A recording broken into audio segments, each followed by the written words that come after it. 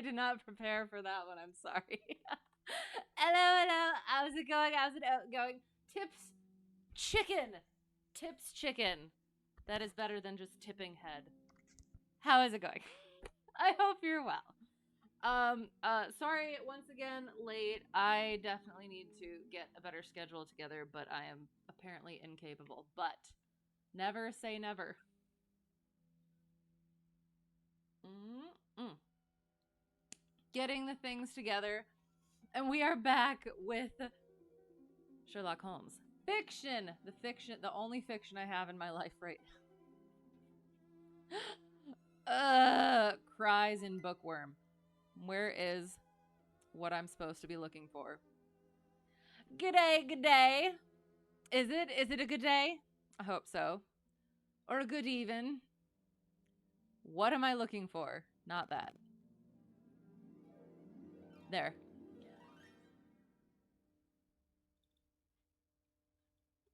No, oh no! It will be better with some Sherlock, I hope then. Low. Shutting out low. Sorry, no. How are you? How's it going? Good to see you. We hope everyone else has a good day. Well, I hope we can make your day better with some fiction. Cocaine. We'll let the lines fly, I guess, or whatever drug phrases that I don't know. I'm sorry. Well, the first thing, strangely, I was looking up stuff for this, and I googled without looking at this, and it said it was I probably should have looked up how to pronounce this. Reigate. Sounds like reggae. It says the Reigate Puzzle, and what I found, it was the Reigate. I feel like it's just gonna sound weird when I say it. Reigate pronounce. Since apparently that's probably going to figure Reigate like an agate. Sorry.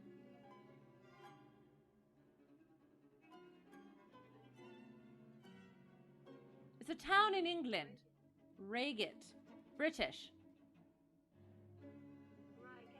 Reigate. The Reigate Puzzle. Or should we pronounce it Americanly? Reigate. Oh no. Yes, cocaine will make the day better. Alright, sounds good. For legal reasons, that is a joke. It is a joke, yes. Oh, good lord. I was gonna make a cocaine plus chicken, another word for chicken or rooster, that make a pun with that, but I will not do so because I am a lady. So Reigate, Reigate. Is that what it said? We'll go with Reigate. Because Reigate will put me into the British pronunciation, and then I'll just start speaking in British the entire time, and you won't be able to understand me. That button. Okay.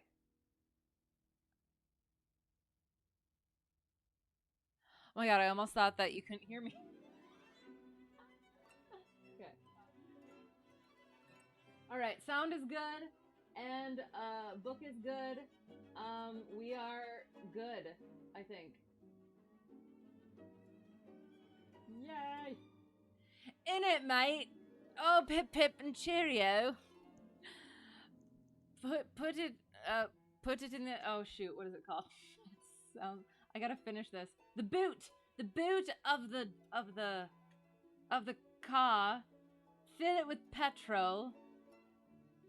Seeking British. Oi, mate, it's not Tuesday now, innit? So, okay, so there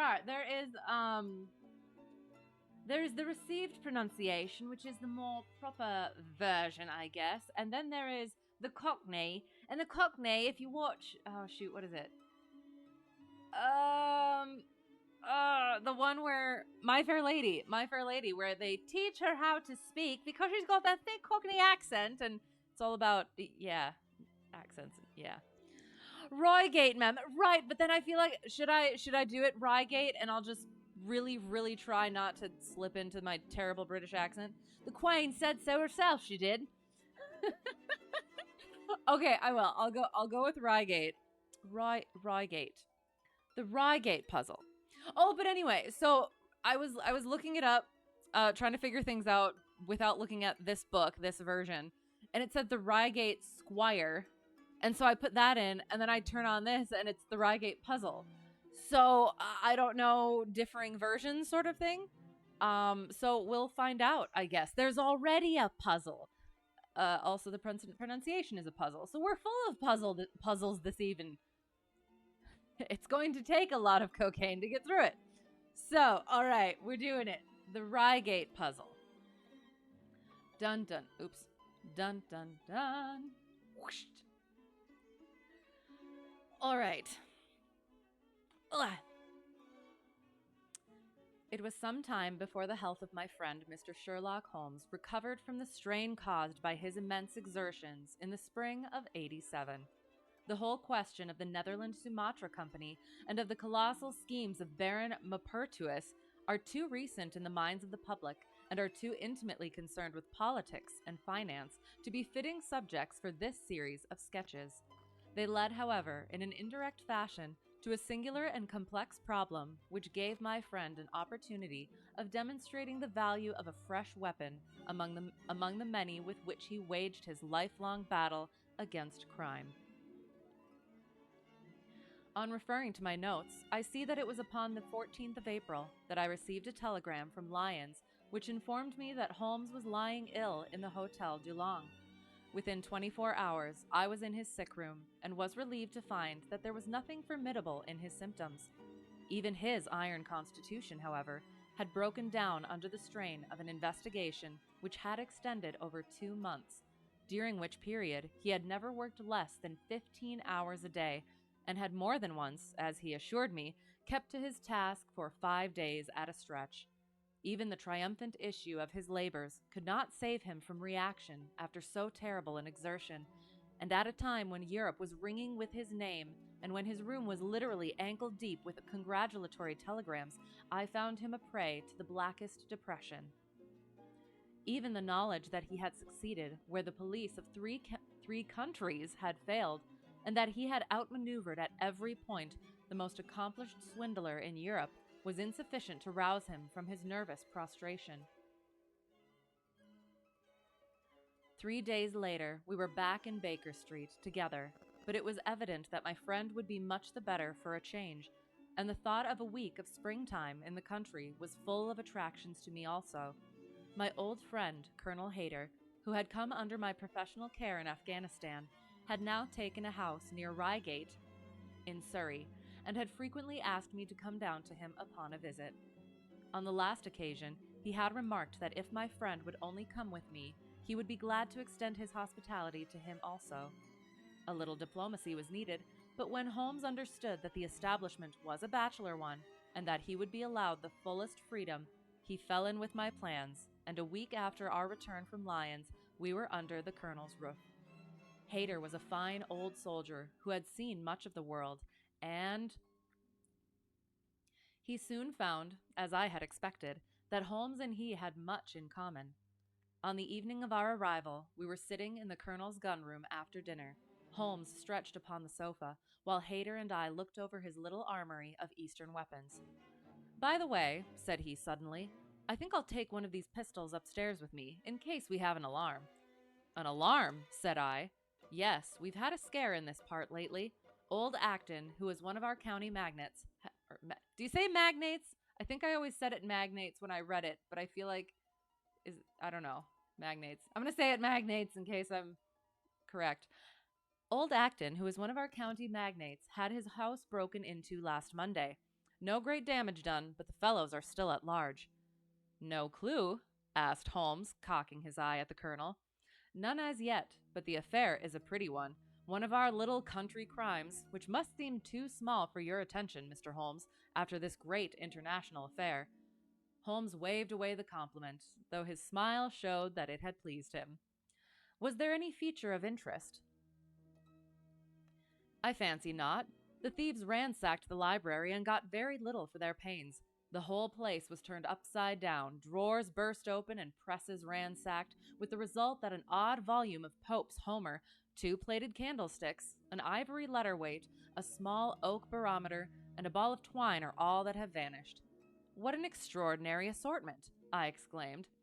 LOL literally thought I was a flight attendant sound pack going off in the background on your sim. Didn't realize you had my stream up. Well, yes. Is that what flight attendants do nowadays? Read classical literature throughout the flight? I feel like that might be pleasant. Well, I hope it was pleasant. Yeah, you're like, what is going on? That's awesome. Well, hello, how's it going?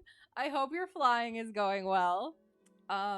We are getting to our Reigate puzzle, so Heidi flight attendant voice pack went, ooh, do I get to like yell stuff at people?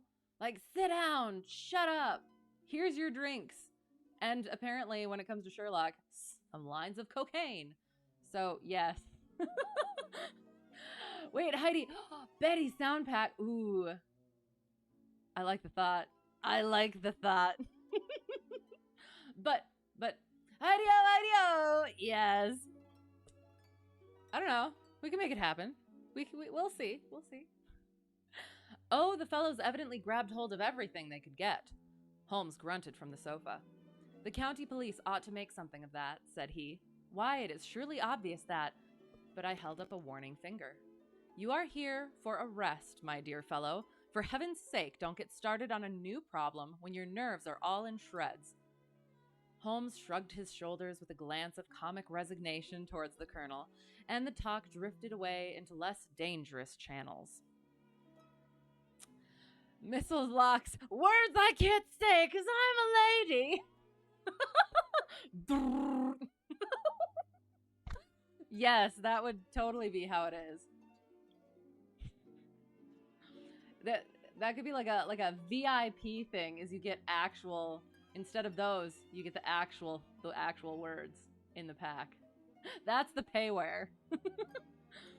It was destined, however, that all my professional caution should be wasted, for next morning the problem obtruded itself upon us in such a way that it was impossible to ignore it, and our country visit took a turn which neither of us could have anticipated.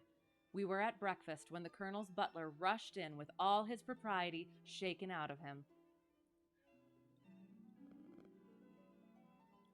Have you heard the news, sir? He gasped. At the Cunningham, sir. Burglary, cried the colonel, with his coffee cup in midair. Murder! Murder! The colonel whistled. By Jove, said he. Who was killed then, the J.P. or his son? Neither, sir. It was William, the coachman. Shot through the heart, sir, and never spoke again. Who shot him then? The burglar, sir. He was off like a shot and got clean away. He just broke in at the pantry window when William came on him and met his end in saving his master's property. What time? It was last night, sir, somewhere about 12. Ah, then, we'll step over afterwards, said the colonel, coolly settling down to his breakfast again. It's a baddish business, he added when the butler had gone. He's our leading man about here, is old Cunningham, and a very decent fellow, too. He'll be cut up over this, for the man has been in his service for years and was a good servant. It's evidently the same villains who broke into Acton's and stole that very singular collection, said Holmes thoughtfully. Precisely. It may prove the simplest matter in the world, but all the same, at first glance, this is just a little curious, is it not? A gang of burglars acting in the country might be expected to vary the scene of their operations, and not to crack 2 cribs in the same district within a few days. When you spoke last night of taking precautions, I remember that it passed through my mind that this was probably the last parish in England to which the thief or thieves would be likely to turn their attention, which shows that I have still much to learn.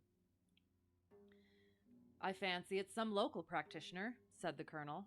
In that case, of course, Acton's and Cunningham's are just the places he would go for, since they are far the largest about here. And richest? Well, they ought to be, but they've had a lawsuit for some years, which has sucked the blood out of both of them, I fancy. Old Acton has some claim on half Cunningham's estate, and the lawyers have been at it with both hands. If it's a local villain, there should not be much difficulty in running him down, said Holmes with a yawn. All right, Watson, I don't intend to meddle. Inspector Forrester, sir, said the butler, throwing open the door.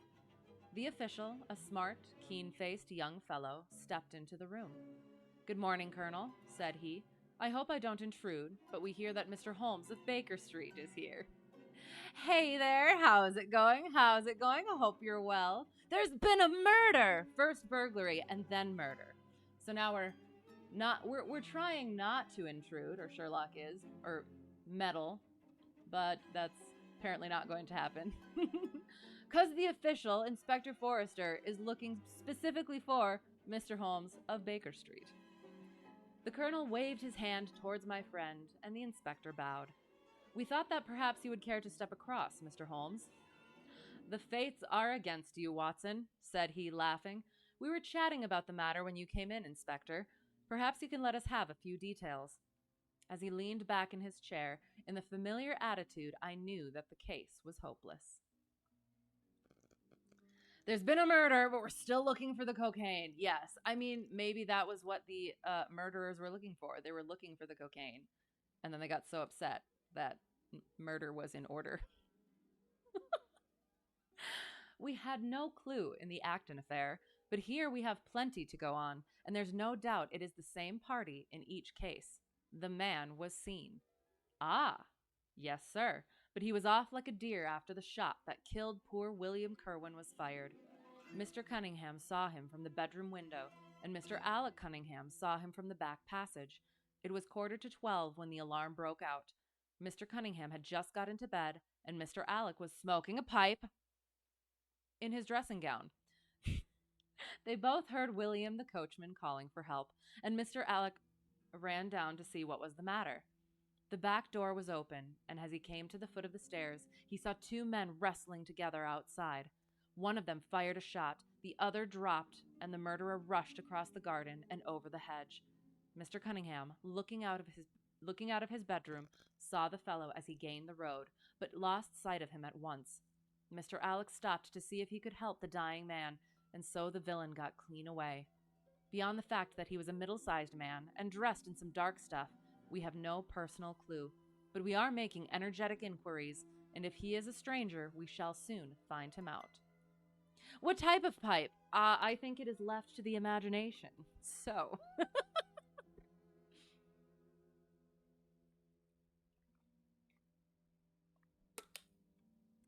So yes, let the imagination run wild. What was this William doing there? Did he say anything before he died? Not a word. He lives at the lodge with his mother, and as he was a very faithful fellow, we imagine that he walked up to the house with the intention of seeing that all was right there. Of course, this Acton business has put everyone on their guard. The robber must have just burst open the door, the lock has been forced, when William came upon him. Did William say anything to his mother before going out? She is very old and deaf, and we can get no information from her. The shock has made her half-witted, but I understand that she was never very bright.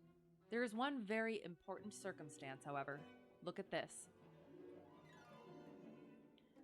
He took a small piece of torn paper from a notebook and spread it out upon his knee.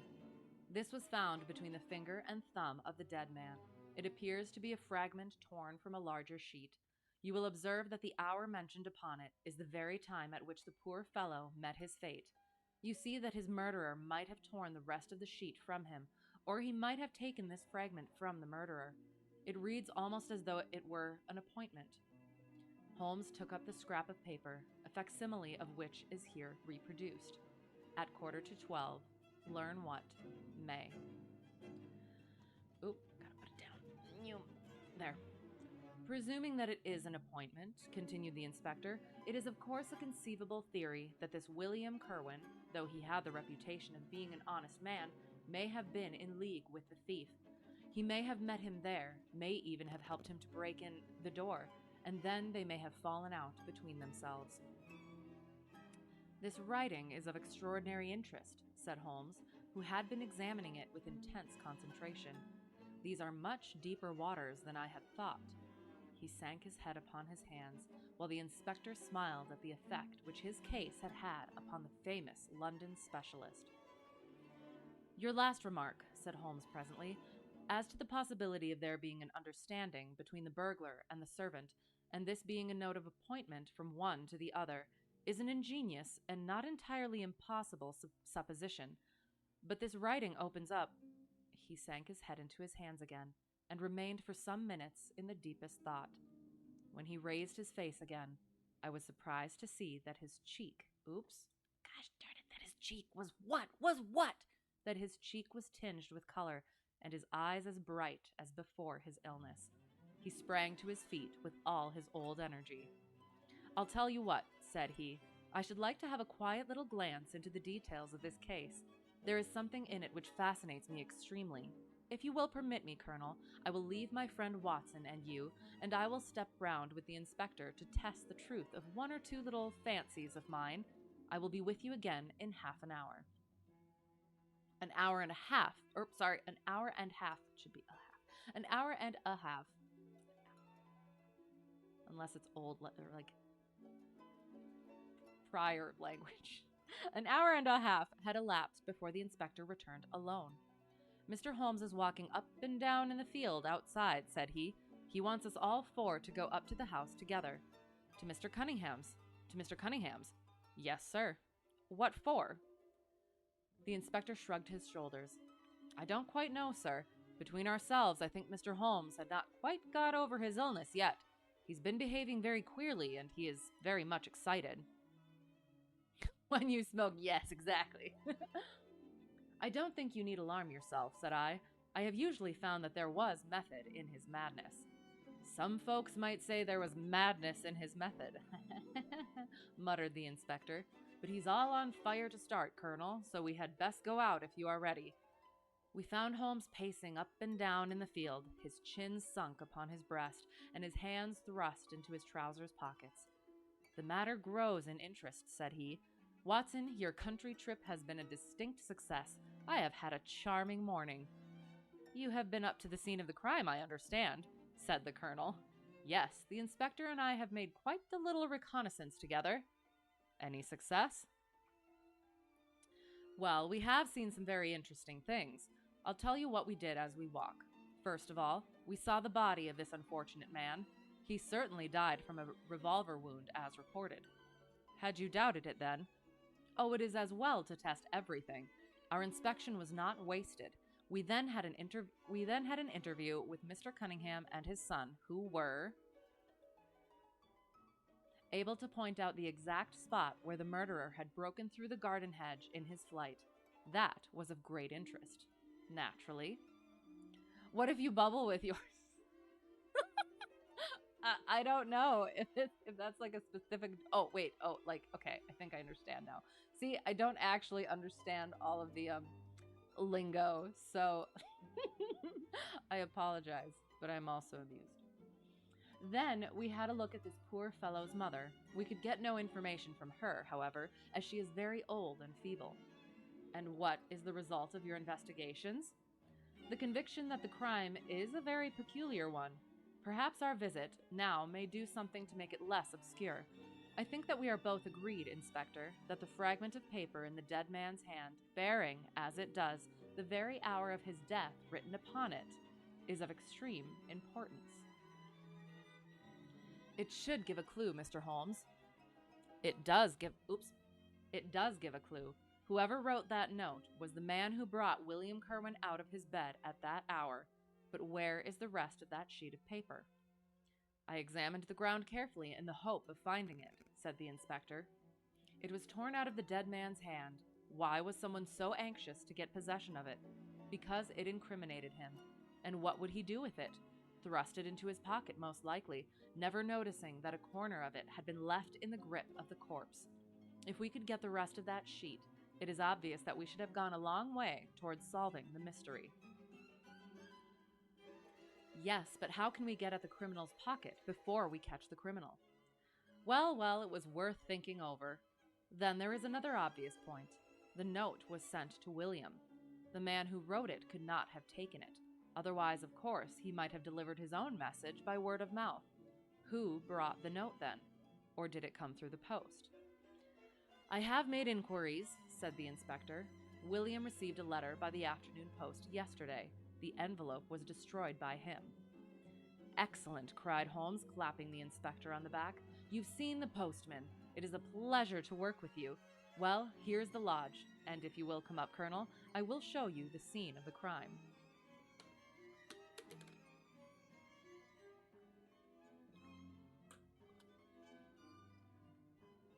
We passed the pretty cottage where the murdered man had lived and walked up an oak-lined avenue to the fine old Queen Anne house, which bears the date of Malplaquet upon the lintel of the door.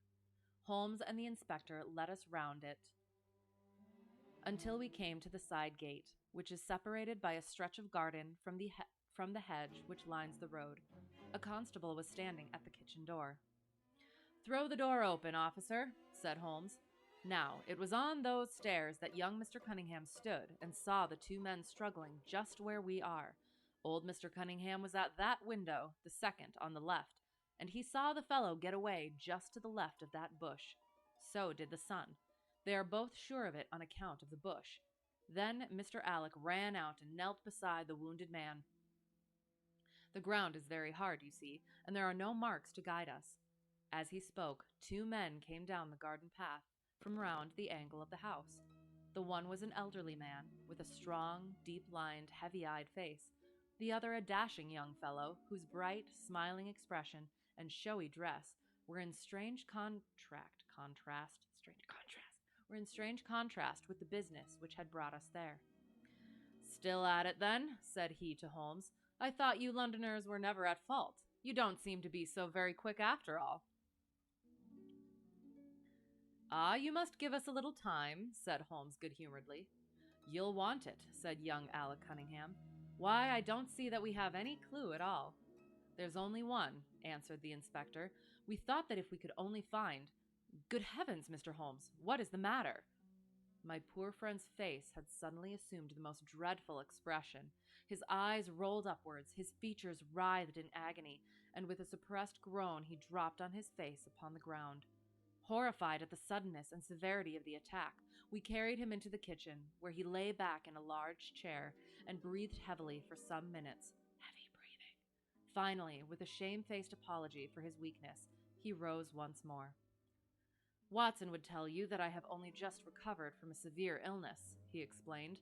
"I am liable to these sudden nervous attacks." "Shall I send you home in my trap?" asked old Cunningham.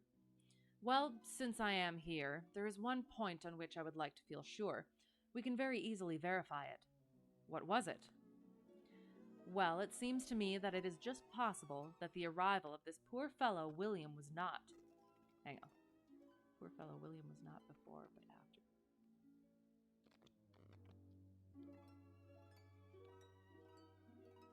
Hang on. Okay. Well, it seems to me that it is just possible that the arrival of this poor fellow William was not before, but after the entrance of the burglary into the house. You appear to take it for granted that, although the door was forced, the robber never got in." "I fancy that is quite obvious," said Mr. Cunningham gravely. "Why, my son Alec had not yet gone to bed, and he would certainly have heard anyone moving about." "Where was he sitting?" "I was smoking in my dressing room." "Which window is that?" "The last on the left, next my father's." "Both of your lamps were lit, of course?" "Undoubtedly."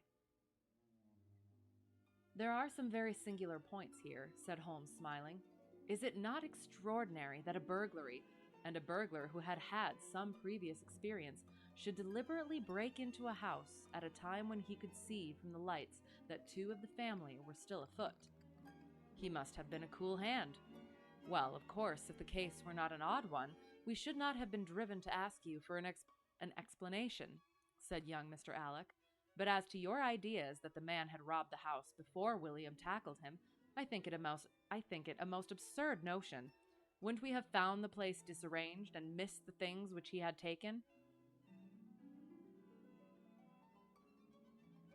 "It depends on what the things were," said Holmes.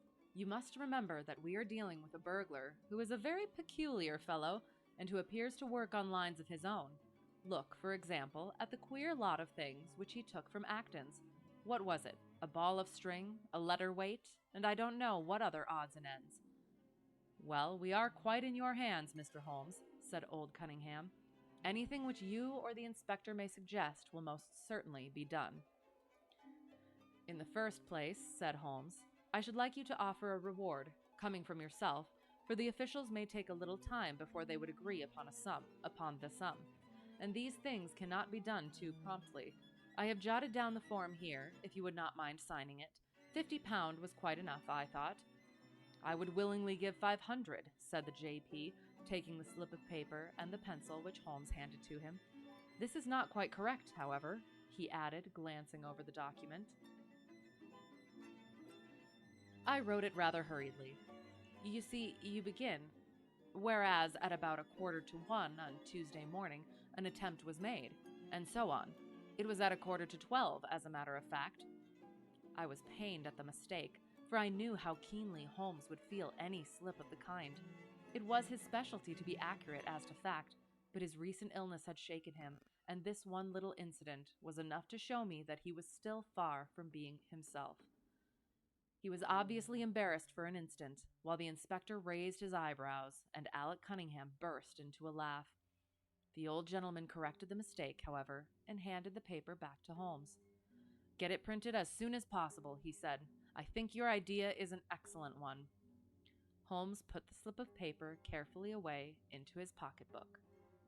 And now, said he, it really would be a good thing that we should all go over the house together and make certain that this rather erratic burglar did not, after all, carry anything away with him. Before entering, Holmes made an examination of the door which had been forced. It was evident that a chisel or strong knife had been thrust in and the lock forced back with it. We could see the marks in the wood where it had been pushed in. You don't use bars, then? He asked. We have never found it necessary. You don't keep a dog? Yes, but he is chained on the other side of the house. When do the servants go to bed? About 10. I understand that William was usually in bed also at that hour. Yes. It is singular that on this particular night he should have been up. Now, I should be very glad if you would have the kindness to show us over the house, Mr. Cunningham. A stone-flagged passage, with the kitchens branching away from it, led by a wooden staircase directly to the first floor of the house. It came out upon the landing opposite to a second, more ornamental stair, which came up from the front hall. Out of this landing opened the drawing-room and several bedrooms, including those of Mr. Cunningham and his son. Holmes walked slowly, taking keen note of the architecture of the house. I could tell from his expression that he was on a hot scent, and yet I could not in the least imagine in what direction his inferences were leading him. My good sir, said Mr. Cunningham with some impatience, this is surely very unnecessary. That is my room at the end of the stairs, and my son's is the one beyond it. I leave it to your judgment whether it was possible for the thief to have come up here without disturbing us. You must try round and get on a fresh scent, I fancy, said the son with a rather malicious smile. Still, I must ask you to humor me a little further. I should like, for example, to see how far the windows of the bedrooms command the front. This, I understand, is your son's room. He pushed open the door. And that, I presume, is the dressing room in which he sat smoking when the alarm was given. Where does the window of that look out to? He stepped across the bedroom, pushed open the door, and glanced round the other chamber. I hope that you are satisfied now, said Mr. Cunningham tartly. Thank you. I think I have seen all that I wished. Then, if it is really necessary, we can go into my room, if it is not too much trouble. The J.P. shrugged his shoulders and led the way into his own chamber, which was a plainly furnished and commonplace room. As we moved across it in the direction of the window, Holmes fell back until he and I were the last of the group. Near the foot of the bed stood a dish of oranges and a carafe of water. As we passed it, Holmes, to my unutterable astonishment, leaned over in front of me and deliberately knocked the whole thing over. The glass smashed into 1,000 pieces, and the fruit rolled about into every corner of the room. You've done it now, Watson, said he coolly. A pretty mess you've made of the carpet. I stooped in some confusion and began to pick up the fruit, understanding for some reason my companion desired me to take the blame upon myself. The others did the same and set the table on its legs again. Hello, cried the inspector. Where's he got to? Holmes had disappeared. Wait here an instant, said young Alec Cunningham. The fellow is off his head, in my opinion. Come with me, father, and see where he has got to. They rushed out of the room, leaving the inspector, the colonel, and me staring at each other. "'Pon my word, I am inclined to agree with Master Alec," said the official. "It may be the effect of this illness, but it seems to me that—" His words were cut short by a sudden scream of, "Help! Help! Murder!" With a thrill, I recognized the voice of that of my friend. I rushed madly from the room onto the landing. The cries, which had sunk down into a hoarse, inarticulate shouting, came from the room which we had first visited. I dashed in and on into the dressing room beyond. The two Cunninghams were bending over the prostrate figure of Sherlock Holmes, the younger clutching his throat with both hands, while the elder seemed to be twisting one of his wrists. In an instant, the three of us had torn them away from him, and Holmes staggered to his feet, very pale and evidently greatly exhausted. "Arrest these men, Inspector," he gasped. "On what charge?" "That of murdering their coachman, William Kerwin." Dun, dun, dun! The inspector stared about him in bewilderment. "Oh, come now, Mr. Holmes," said he at last. "I'm sure you don't really mean to—" "Tut, man, look at their faces," cried Holmes curtly. Never, certainly, have I seen a plainer confession of guilt upon human countenances. The older man seemed numbed and dazed with a heavy, sullen expression upon his strongly marked face.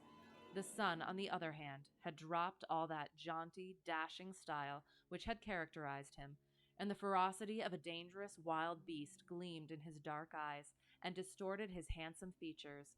The inspector said nothing, but, stepping to the door, he blew his whistle. Two of his constables came at the call. "Let's see if you can sneak in on Pepper tonight." "Okay, sounds good. Let us know how it goes."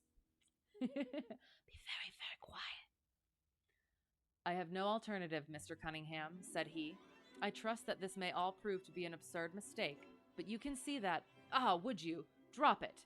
He struck out with his hand, and a revolver which the younger man was in the act of cocking clattered down upon the floor. "Keep that," said Holmes, quietly putting his foot upon it. "You will find it useful at the trial. But this is what we really wanted." He held up a little crumpled piece of paper.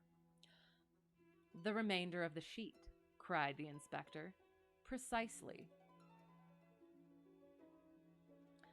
"And where was it?" "Where I was sure it must be. I'll make the whole matter clear to you presently. I think, Colonel, that you and Watson might return now, and I will be with you again in an hour at the furthest. The inspector and I must have a word with the prisoners, but you will certainly see me back at luncheon time." Sherlock Holmes was as good as his word, for about 1 o'clock he rejoined us in the colonel's smoking room. There's a lot of smoking happening in here. He was accompanied by a little elderly gentleman, who was introduced to me as the Mr. Acton whose house had been the scene of the original burglary. "I wished Mr. Acton to be present while I demonstrated this small matter to you," said Holmes, "for it is natural that he should take a keen interest in the details. I'm afraid, my dear Colonel, that you must regret the hour that you took in such a stormy petrel as I am." "On the contrary," answered the Colonel warmly, "I consider it the greatest privilege to have been permitted to study your methods of working. I confess that they quite surpass my expectations, and that I am utterly unable to account for your result. I have not yet seen the vestige of a clue." A lot of smoking, not enough cocaine, though. Again, imaginations run wild. Just let them. "I trust that you had no more—" wait, hang on. Sorry. "Not seen the vestige of a clue. I am afraid that my explanation may disillusion you, but it has always been my habit to hide none of my methods, either from my friend Watson or from anyone who might take an intelligent interest in them. But first, as I am rather shaken by the knocking about which I had in the dressing room, I think that I shall help myself to a dash of your brandy, Colonel. My strength had been rather tried of late. I trust that you had no more of those nervous attacks? Sherlock Holmes laughed heartily. We will come to that in its turn, said he. I will lay an account of the case before you in its due order, showing you the various points which guided me in my decision. Pray interrupt me if there is any inference which is not perfectly clear to you. It is of the highest importance in the art of detection to be able to recognize, out of a number of facts, which are incidental and which vital. Otherwise, your energy and attention must be dissipated, instead of being concentrated. Now, in this case, there was not the slightest doubt in my mind, from the first, that the key of the whole matter must be looked for in the scrap of paper in the dead man's hand. Before going into this, I would draw your attention to the fact that, if Alec Cunningham's narrative was correct, and if the assailant, after shooting William Kerwin, had instantly fled, then it obviously could not be he who tore the paper from the dead man's hand. But if it was not he, it must have been Alec Cunningham himself, for by the time that the old man had descended, several servants were upon the scene. The point is a simple one, but the inspector had overlooked it because he had started with the supposition that these county magnates had had nothing to do with the matter. Now I make a point of never having any prejudices and of following docilely wherever fact may lead me, and so in the very first stage of the investigation, I found myself looking a little askance at the part which had been played by Mr. Alec Cunningham. He caught you? Oh no, but I mean it is to be expected. He is the Sherlock of puppers. Catching it. Yeah, okay, sorry. And now I made a very careful examination of the corner of paper which the inspector had submitted to us. It was at once clear to me that it formed part of a very remarkable document. Here it is. Do you not now observe? Do you not now observe? Just observe. Do you not now observe something very suggestive about it? It has a very irregular look, said the colonel. My dear sir, cried Holmes, there cannot be the least doubt in the world that it has been written by two persons doing alternate words. When I draw your attention to the strong T's of at and to, and ask you to compare them with the weak ones of quarter and 12, you will instantly recognize the fact. A very brief analysis of these four words would enable you to say with the utmost confidence that the learn and the maybe are written in the stronger hand and the what in the weaker. By Jove, it's as clear as day, cried the colonel. Why on earth should two men write a letter in such a fashion? Obviously, the business was a bad one, and one of the men who distrusted the other was determined that, whatever was done, each should have an equal hand in it. Now, of the two men, it is clear that the one who wrote the at and to was the ringleader. How do you get at that? We might deduce it from the mere character of the one hand as compared with the other, but we have more assured reasons than that for supposing it. If you examine this scrap with attention, you will come to the conclusion that the man with the stronger hand wrote all his words first, leaving blanks for the other to fill up. These blanks were not always sufficient, and you can see that the second man had a squeeze to fit his quarter in between the at and the to, showing that the latter were already written. The man who wrote all his words first in, undoubtedly the man who wrote all his words first is undoubtedly the man who planned the affair. Excellent, cried Mr. Acton. You got 2 steps up and he's like, excuse me, where do you think you're going? And then he attacked, I assume. Very alert, very perceptive. Very perceptive. I try. But very superficial, said Holmes. We come now, however, to a point which is of importance. You may not be aware that the deduction of a man's age from his writing is one which has brought to considerable accuracy by experts. In normal cases, one can place a man in his true decade with tolerable confidence. I say normal cases because ill health and physical weakness reproduce the signs of old age, even when the invalid is a youth. In this case, looking at the bold, strong hand of the one and the rather broken-backed appearance of the other, which still retains its legibility, although the T's have begun to lose their crossing, we can say that the one was a young man, and the other was advanced in years without being positively decrepit. Excellent, cried Mr. Acton again. I just want to point out my writing is that of a third grader's, so does that mean that I could commit whatever crime I wanted with, like, handwriting proof, and they would just assume a third grader did it? Dun dun dun dun! Maybe. There is a further point, however, which is subtler and of greater interest. There is something in common between these hands. They belong to men who are blood relatives. It may be most obvious to you in the Greek ease, but to me there are many small points which indicate the same thing. I have no doubt at all that a family mannerism can be traced in these two specimens of writing. I am only, of course, giving you the leading results now of my examination of the paper. There were 23 other deductions, which would be of more interest to experts than to you. They all tend to deepen the impression upon my mind that the Cunninghams, father and son, had written this letter. Sir, you're making it start over? That's what VODs are for. I mean, we're almost done with this story, but there's another one coming up, so you're not completely late. So it's all good. How's it going? I hope you're well. Having got so far, well, I guess I can I won't reiterate in case you want to watch the VOD, and or read the story yourself. So I will try not to spoil while, try not to spoil while reading the ending of the story. Okay, you'll watch Owl Kitty? Oh, it's so good. It made me want to try it with my cat. I don't think she would be as, cooperative though, but they're so cute. Having got so far, my next step was, of course, to examine into the details of the crime and to see how far they would help us. I went up to the house with the inspector and saw all that was to be seen. The wound upon the dead man was, as I was able to determine with absolute confidence, fired from a revolver at the distance of something over 4 yards. There was no powder blackening on the clothes. Evidently, therefore, Alec Cunningham had lied when he said that the two men were struggling when the shot was fired. Again, both father and son agreed as to the place where the man escaped into the road. At that point, however, as it happens, there is a broadish ditch, moist at the bottom. As there were no indications of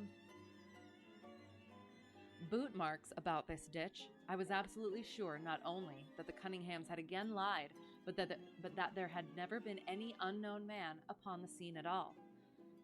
And now I have to consider the motive of this singular crime. To get at this, I endeavored first of all to solve the reason of the original burglary at Mr. Acton's. I understood, from something which the Colonel told us, that a lawsuit had been going on between you, Mr. Acton, and the Cunninghams. Of course, it instantly occurred to me that they had broken into your library with the intention of getting at some document which might be of importance in the case. Precisely so, said Mr. Acton. There can be no possible doubt as to their intentions. I have the clearest claim upon half of their present estate, and if they could have found a single paper, which, fortunately, was in the strong box of my solicitors, they would undoubtedly have crippled our case. There you are, said Holmes, smiling. It was a dangerous, reckless attempt, in which I seemed to trace the influence of young Alec.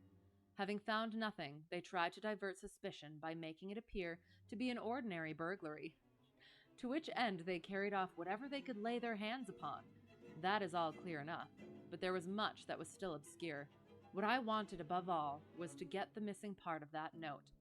I was certain that Alec had torn it out of the dead man's hand, and almost certain that he must have thrust it into the pocket of his dressing gown.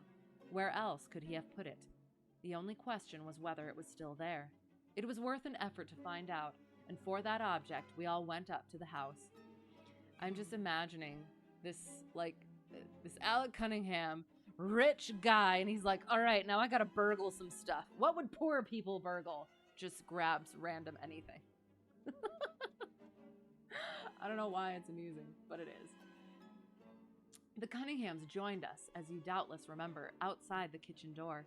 It was, of course, of the very first importance that they should not be reminded of the existence of this paper, otherwise they would naturally destroy it without delay.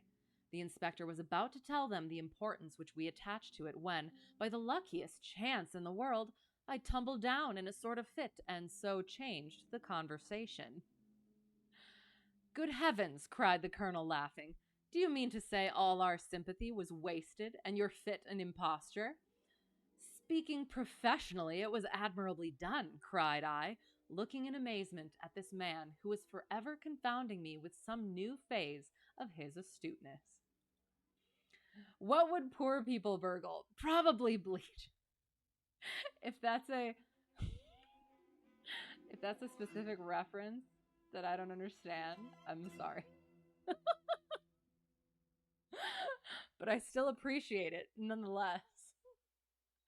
But I don't know. I don't know why. Just imagining that it tickles me for some reason. It is an art which is often useful, said he. When I recovered, I managed, by a device which had perhaps some little merit of ingenuity, to get old Cunningham to write the word 12. Ah, there it was, so that I might compare it with the 12 upon the paper. Oh, what an ass I have been, I exclaimed. I'm allowed to say it because it's in the story. Oh, and then I can go down a little bit. Just some dark internet humor. Oh no. Okay. Oh, I thought it might have gone in that direction, but I mean, we're reading Sherlock Holmes. That's dark, so we can have some dark humor in there as well. I could see. Sorry, I heard a strange noise. I could see that you were commiserating me over my weakness, said Holmes, laughing. I was sorry to cause you the sympathetic pain which I know that you felt. We then went upstairs together, and having entered the room and seen the dressing gown hanging up behind the door, I contrived, by upsetting a table, to engage their attention for the moment, and slipped back to examine the pockets. I had hardly got the paper, however, which was, as I had expected, in one of them, when the two Cunninghams were on me, and would, I verily believe, have murdered me then and there, but for your prompt and friendly aid. As it is, I feel that young man's grip on my throat now, and the father has twisted my wrist round in the effort to get the paper out of my hand. They saw that I must know all about it, you see, and the sudden change from absolute security to complete despair made them perfectly desperate. I had a little talk with old Cunningham afterwards as to the motive of the crime. He was tractable enough, though his son was a perfect demon, ready to blow out his own or anybody else's brains if he could have got to his revolver. When Cunningham saw that the case against him was so strong, he lost all heart and made a clean breast of everything. It seems that William had secretly followed his two masters on the night when they made their raid upon Mr. Acton's, and having thus got them into his power, proceeded, under threats of exposure, to levy blackmail upon them. Mr. Alec, however, was a dangerous man to play games of that sort with. It was a stroke of positive genius on his part to see in the burglary scare, which was convulsing the countryside, an opportunity of plausibly getting rid of the man whom he feared. William was decoyed up and shot, and had they only got the whole of the note and paid a little more attention to detail in the accessories, it is very possible that suspicion might never have been aroused. And the note? I asked. Sherlock Holmes placed the subjoined paper before us. If you will only come around at 11:45 to the east gate, you will learn what will very much surprise you and may be of the greatest service to you and also to Annie Morrison, but say nothing to anyone upon the matter. It is very much the sort of thing that I expected, said he. Of course, we do not yet know what the relations may have been between Alec Cunningham, William Kerwin, and Annie Morrison. The results show that the trap was skillfully baited. I am sure that you cannot fail to be delighted with the traces of heredity shown in the P's and in the tails of the G's. The absence of the I dots in the old man's writing is also most characteristic. Watson, I think our quiet rest in the country has been a distinct success, and I shall certainly return much invigorated to Baker Street tomorrow. Excellent. It was funny because when it ended, when it's like, oh, we're arresting the murderers because they're murdering him right in the middle of the story, and then there's still quite a bit of story left to go. Again, I never know how it's going to happen. And I also appreciate the personality that comes through with Sherlock, where over here when he's talking about the handwriting. Oh, where is it? Is it this one?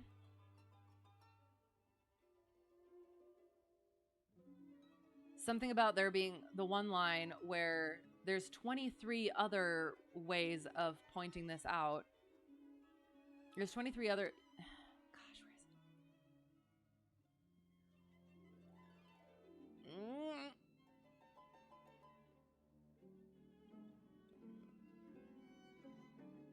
where is it? Gosh darn it. Is it just over here? I think it's... Oh, here it is. There were 23 other deductions which would be of more interest to experts than to you. So, like, he puts that in there. He knows that they probably don't care about the tediousness of the things.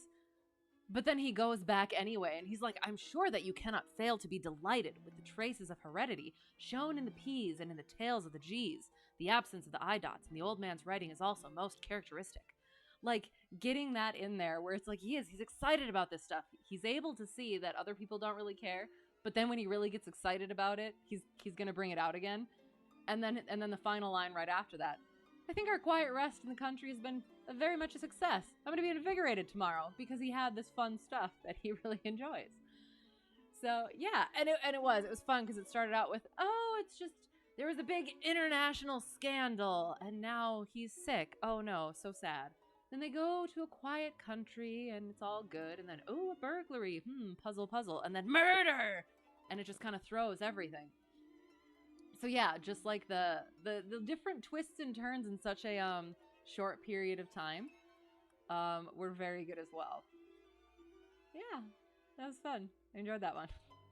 So that was the Reigate Puzzle or the Reigate Squire, which I assume...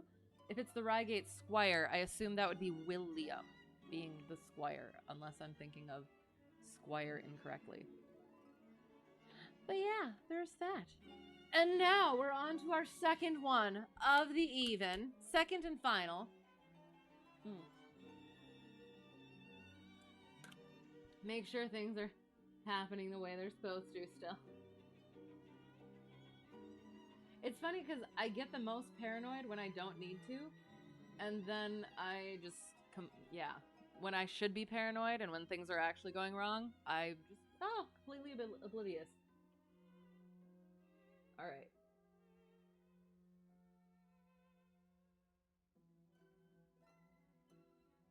Music? Oh, shoot.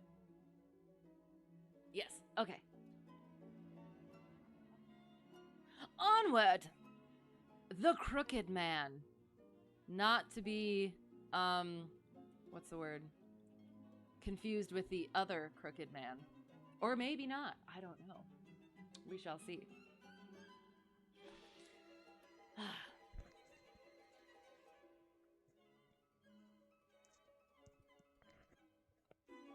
Sorry, the mic's being strange.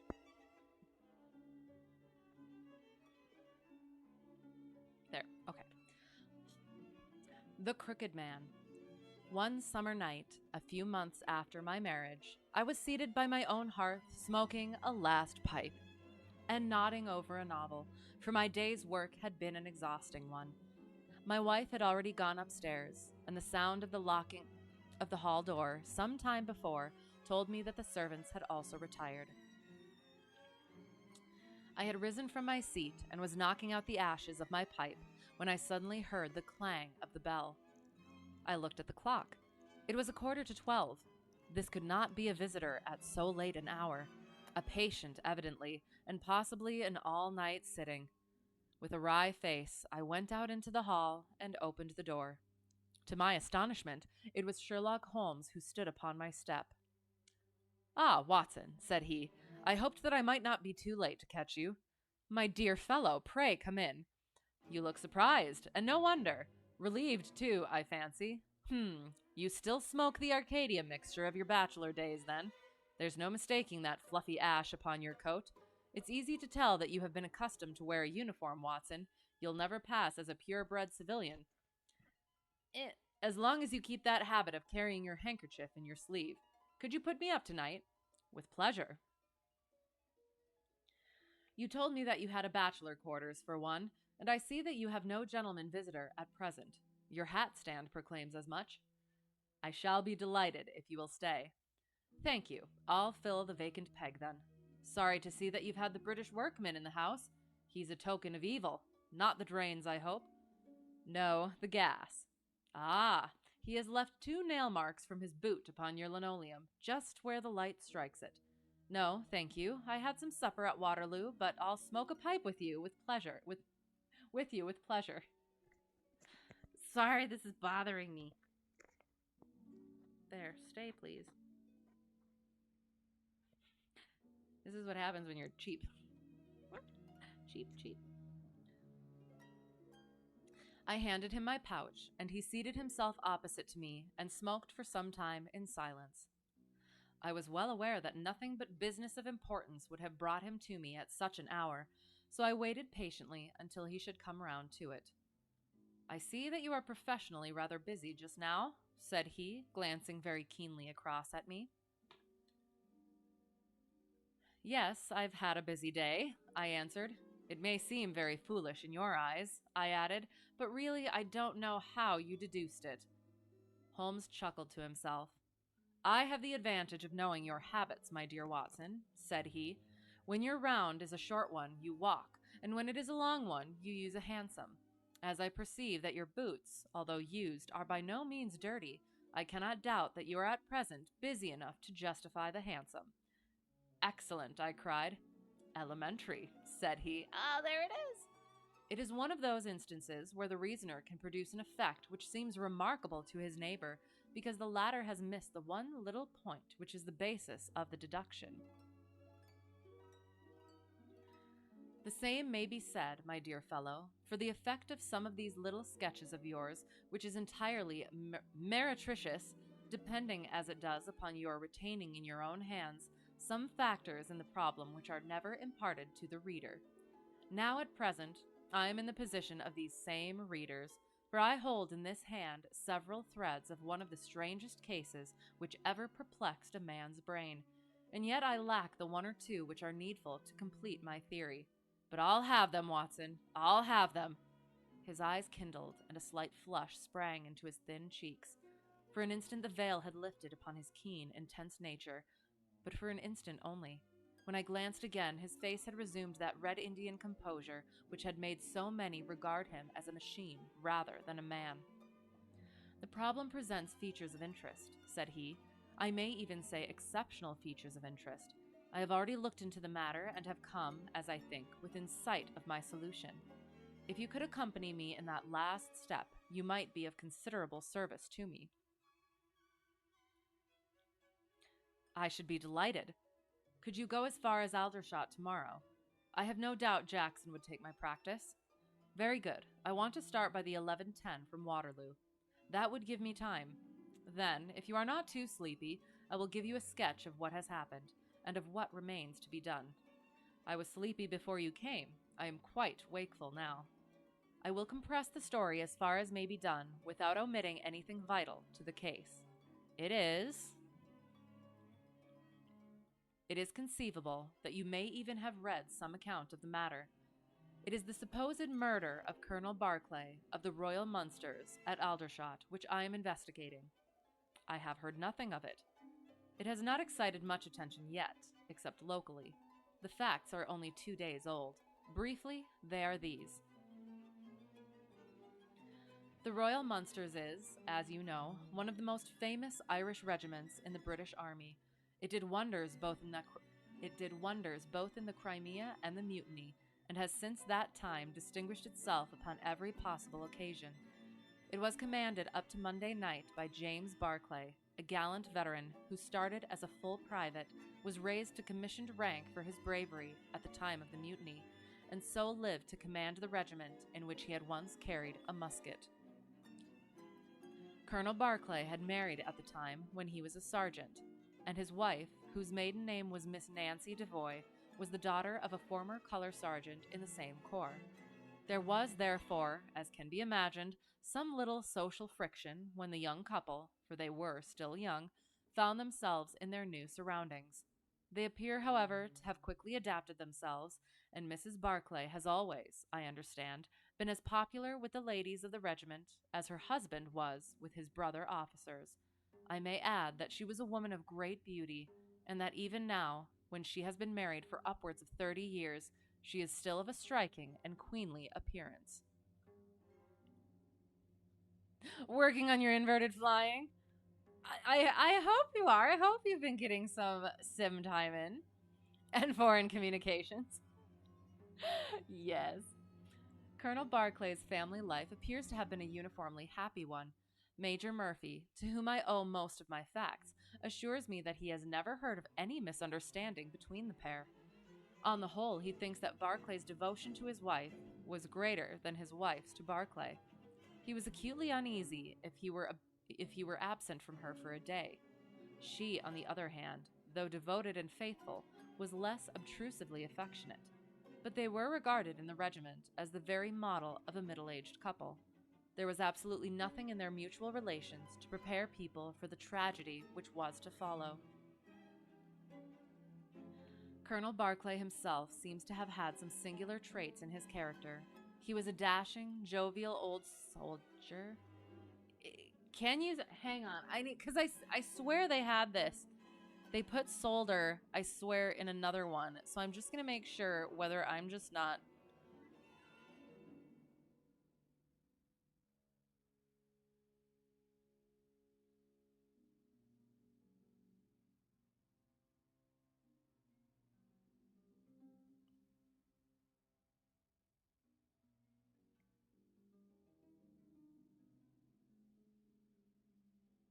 Sorry, this is bothering me, so I need to know.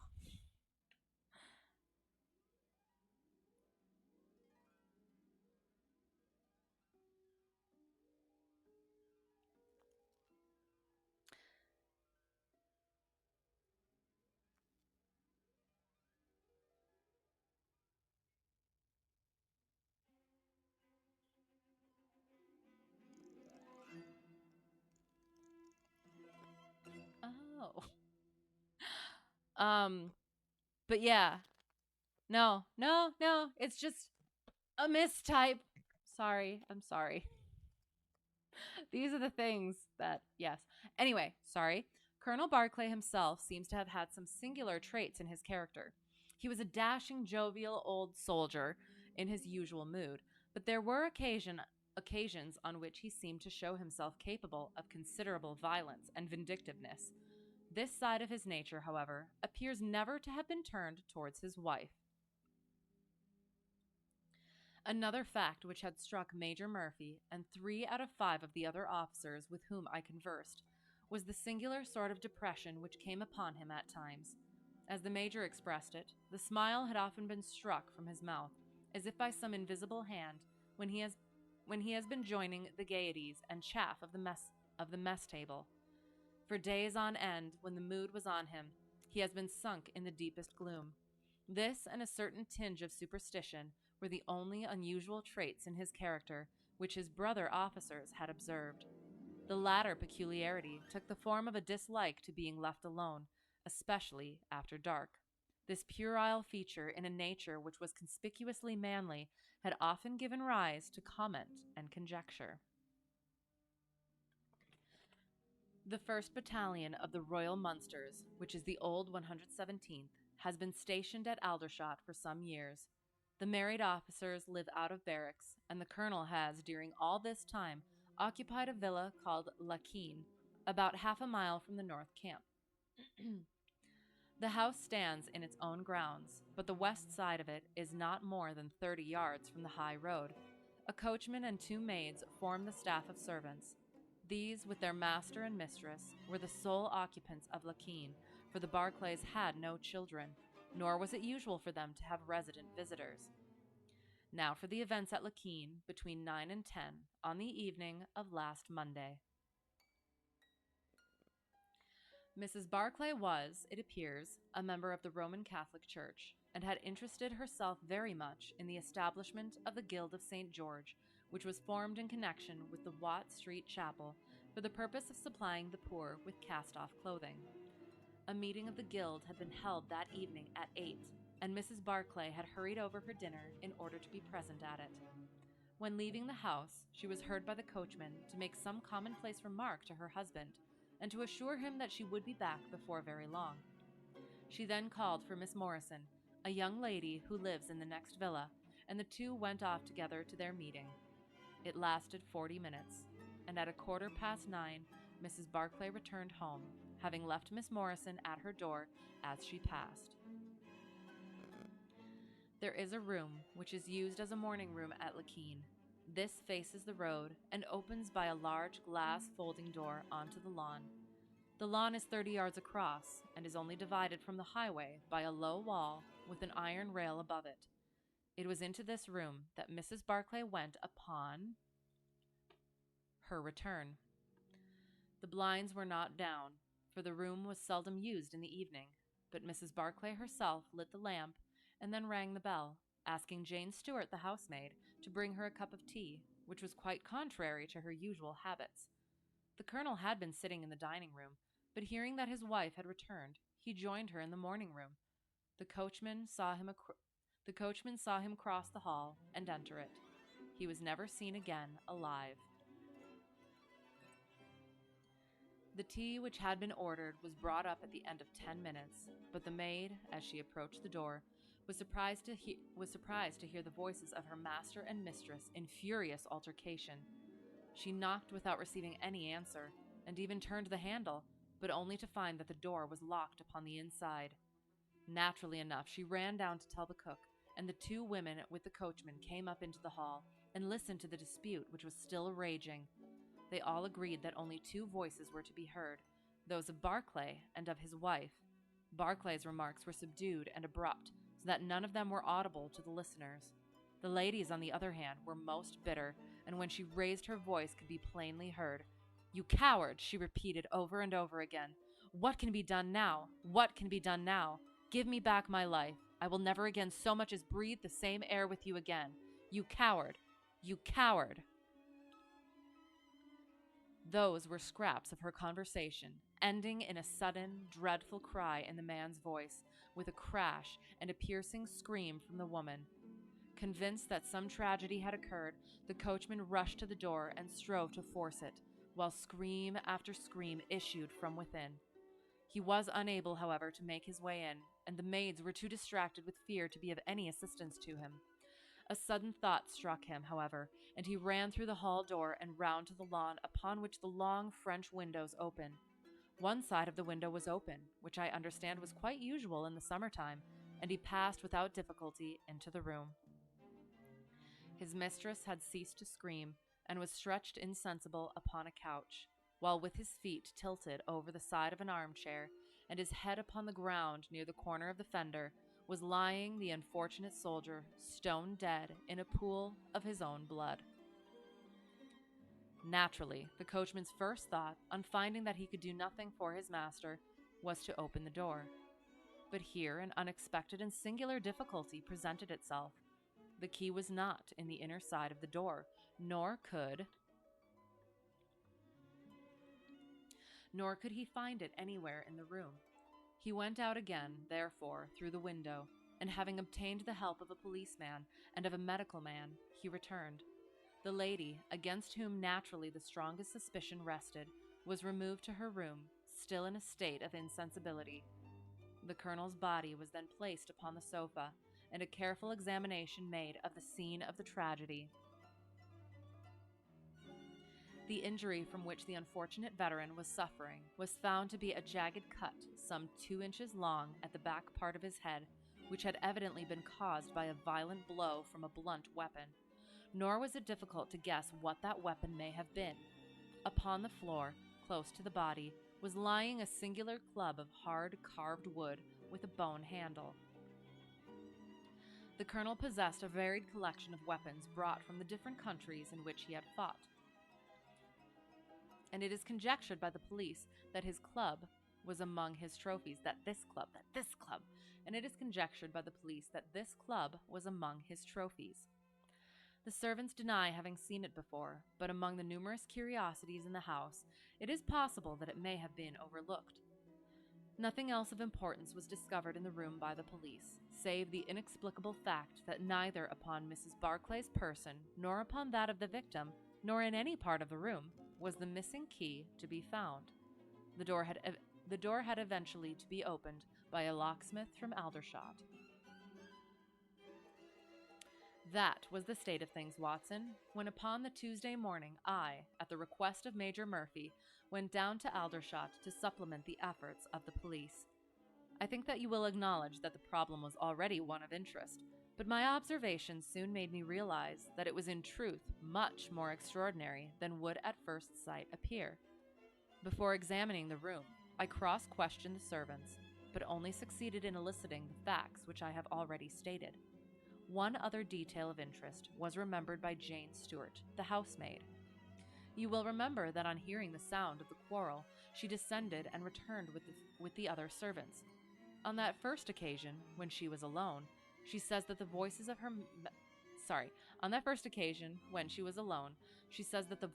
master and mistress were sunk so low that she could hear hardly anything, and judged by their tones rather than their words that they had fallen out. On my pressing her, however, she remembered that she heard the word David uttered twice by the lady. The point is of the utmost importance, as guiding us towards the reason of the sudden quarrel. The colonel's name, you remember, was James.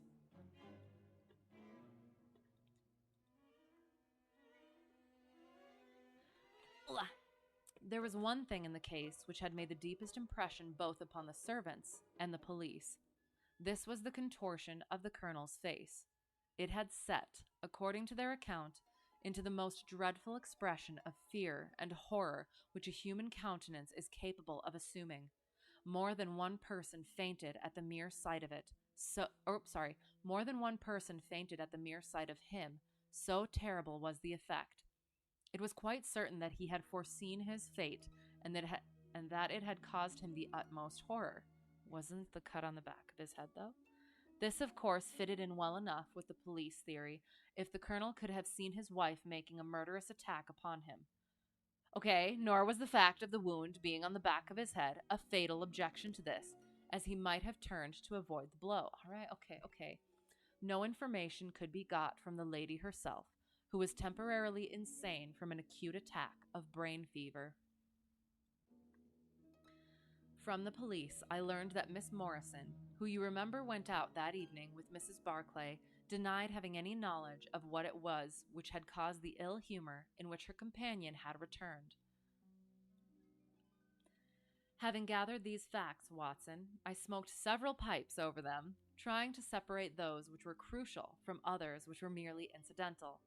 There could be no question that the most distinctive and suggestive point in the case was the singular disappearance of the door key. A most careful search had failed to discover it in the room. Therefore, it must have been taken from it. But neither the colonel nor the colonel's wife could have taken it. That was perfectly clear. Therefore, a third person must have entered the room. And that third person could only have come in through the window. It seemed to me that a careful examination of the room and the lawn might possibly reveal some traces of this mysterious individual. You know my methods, Watson. There was not one of them which I did not apply to the inquiry, and it ended by my discovering traces, but very different ones from those which I had expected. There had been a man in the room, and he had crossed the lawn coming from the road. I was able to obtain 5 very clear impressions of his footmarks. One in the roadway itself, at the point where he had climbed the low wall, 2 on the lawn, and 2 very faint ones upon the stained boards near the window where he had entered. He had apparently rushed across the lawn, for his toe marks were much deeper than his heels. But it was not the man who surprised me. It was his companion. His companion? Holmes pulled a large sheet of tissue paper out of his pocket and carefully unfolded it upon his knee. "What do you make of that?" he asked. The paper was covered with he tracings. The paper was covered with the tracings of the footmarks of some small animal. It had 5 well-marked footpads, an indication of long nails, and the whole print might be nearly as large as a dessert spoon. "It's a dog," said I. "Did you ever hear of a dog running up a curtain?" I found distinct traces that this creature had done so. "A monkey, then. But it is not the print of a monkey." "What can it be, then?" "Neither dog, nor cat, nor monkey, nor any creature that we are familiar with. I have tried to reconstruct it from the measurements. Here are 4 prints where the beast has been standing motionless. You see that it is no less than 15 inches from forefoot to hind. Add to that the length of neck and head, and you get a creature not much less than 2 feet long, probably more if there is any tail. But now observe this other measurement. The animal has been moving, and we have the length of its stride. In each case, it is only about 3 inches.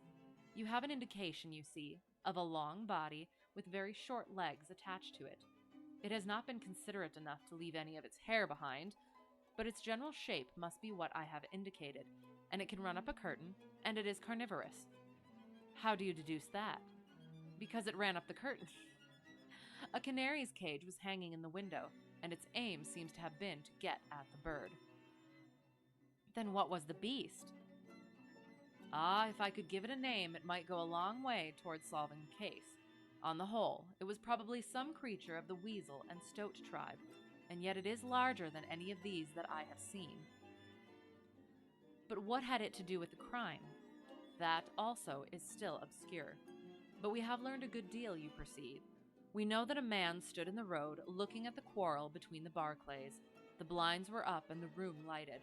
We know also that he ran across the lawn, entered the room, accompanied by a strange animal, and that he either struck the colonel, or, as is equally possible, that the colonel fell down from sheer fright at the sight of him, and cut his head on the corner of the fender.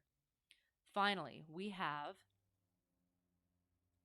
the curious fact that the intruder carried away the key with him when he left." Okay. "Your discoveries seem to have left the business more obscure than it was before," said I. Than it was before, said I. "Quite so. They undoubtedly showed that the affair was much deeper than was at first conjectured. I thought the matter over, and I came to the conclusion that I must approach the case from another aspect. But really, Watson, I am keeping you up, and I might just as well tell you all this on our way to Aldershot tomorrow." "Thank you. You have gone rather too far to stop." It is quite certain that when Mrs. Barclay left the house at 7:30, she was on good terms with her husband. She was never, as I think I have said, ostentatiously affectionate, but she was heard by the coachman chatting with the colonel in a friendly fashion. Now it was equally certain that, immediately on her return, she had gone to the room in which she was least likely to see her husband, had flown to tea as an agitated woman will, fair, and finally, on his coming in to her, had broken into violent recriminations. Therefore, something had occurred between 7:30 and 9 o'clock which had completely altered her feelings towards him. But Miss Morrison had been with her during the whole of that hour and a half. It was absolutely certain, therefore, in spite of her denial, that she must know something of the matter. My first conjecture was that possibly there had been some passages between this young lady and the old soldier, which the former had now confessed to the wife. That would account for the angry return, and also for the girl's denial that anything had occurred. Nor would it be entirely incompatible with most of the words overhead. But there was the reference to David, and there was the known affection of the colonel for his wife, to weigh against it, to say nothing of the tragic intrusion of this other man, which might, of course, be entirely disconnected with what had gone before. It was not easy to pick one's steps, but on the whole, I was inclined to dismiss the idea that there had been anything between the colonel and Miss Morrison, but more than ever convinced that the young lady held the clue as to what it was which had turned Mrs. Barclay to hatred of her husband. I took the obvious course, therefore, of calling upon Miss M., of explaining to her that I was perfectly certain that she held the facts in her possession, and of assuring her that her friend, Mrs. Barclay, might find herself in the dock upon a capital charge, unless the matter were cleared up. Miss Morrison is a little ethereal slip of a girl, with timid eyes and blonde hair, but I found her by no means wanting in shrewdness and common sense. She sat thinking for some time after I had spoken, and then, turning to me with a brisk air of resolution, she broke into a remarkable statement which I will condense for your benefit. I promised my friend that I would say nothing of the matter, and a promise is a promise, said she. But if I can really help her when so serious a charge is laid against her, and when her own mouth, poor darling, is closed by illness, then I think I am absolved from my promise. I will tell you exactly what happened upon Monday evening. We were returning from the Watt Street mission? We were returning from the Watt Street mission about 8:45. On our way, we had to pass through Hudson Street, which is a very quiet thoroughfare. There is only one lamp in it, upon the left-hand side, and as we approached this lamp, I saw a man coming towards us with his back very bent, and something like a box slung over one of his shoulders. He appeared to be deformed, for he carried his head low and walked with his knees bent. We were passing him when he raised his face to look at us in the circle of light thrown by the lamp, and as he did so, he stopped and screamed out in a dreadful voice, "My God, it's Nancy!" Mrs. Barclay turned as white as death, and would have fallen down had the dreadful-looking creature not caught hold of her. I was going to call for the police, but she, to my surprise, spoke quite civilly to the fellow. "I thought you had been dead this 30 years, Henry," said she, in a shaking voice. "So I have," said he, and it was awful to hear the tones that he said it in. He had a very dark, fearsome face, and a gleam in his eyes that comes back to me in my dreams. His hair and whiskers were shot with gray, and his face was all crinkled and puckered like a withered apple. "Just walk on a little way, dear," said Mrs. Barclay. "I want to have a word with this man. There's nothing to be afraid of." She tried to speak boldly, but she was still deadly pale, and could hardly get her words out for the trembling of her lips. I did as she asked me, and they talked together for a few minutes. Then she came down the street with her eyes blazing, and I saw the crippled wretch standing by the lamp-post and shaking his clenched fists in the air as if he were made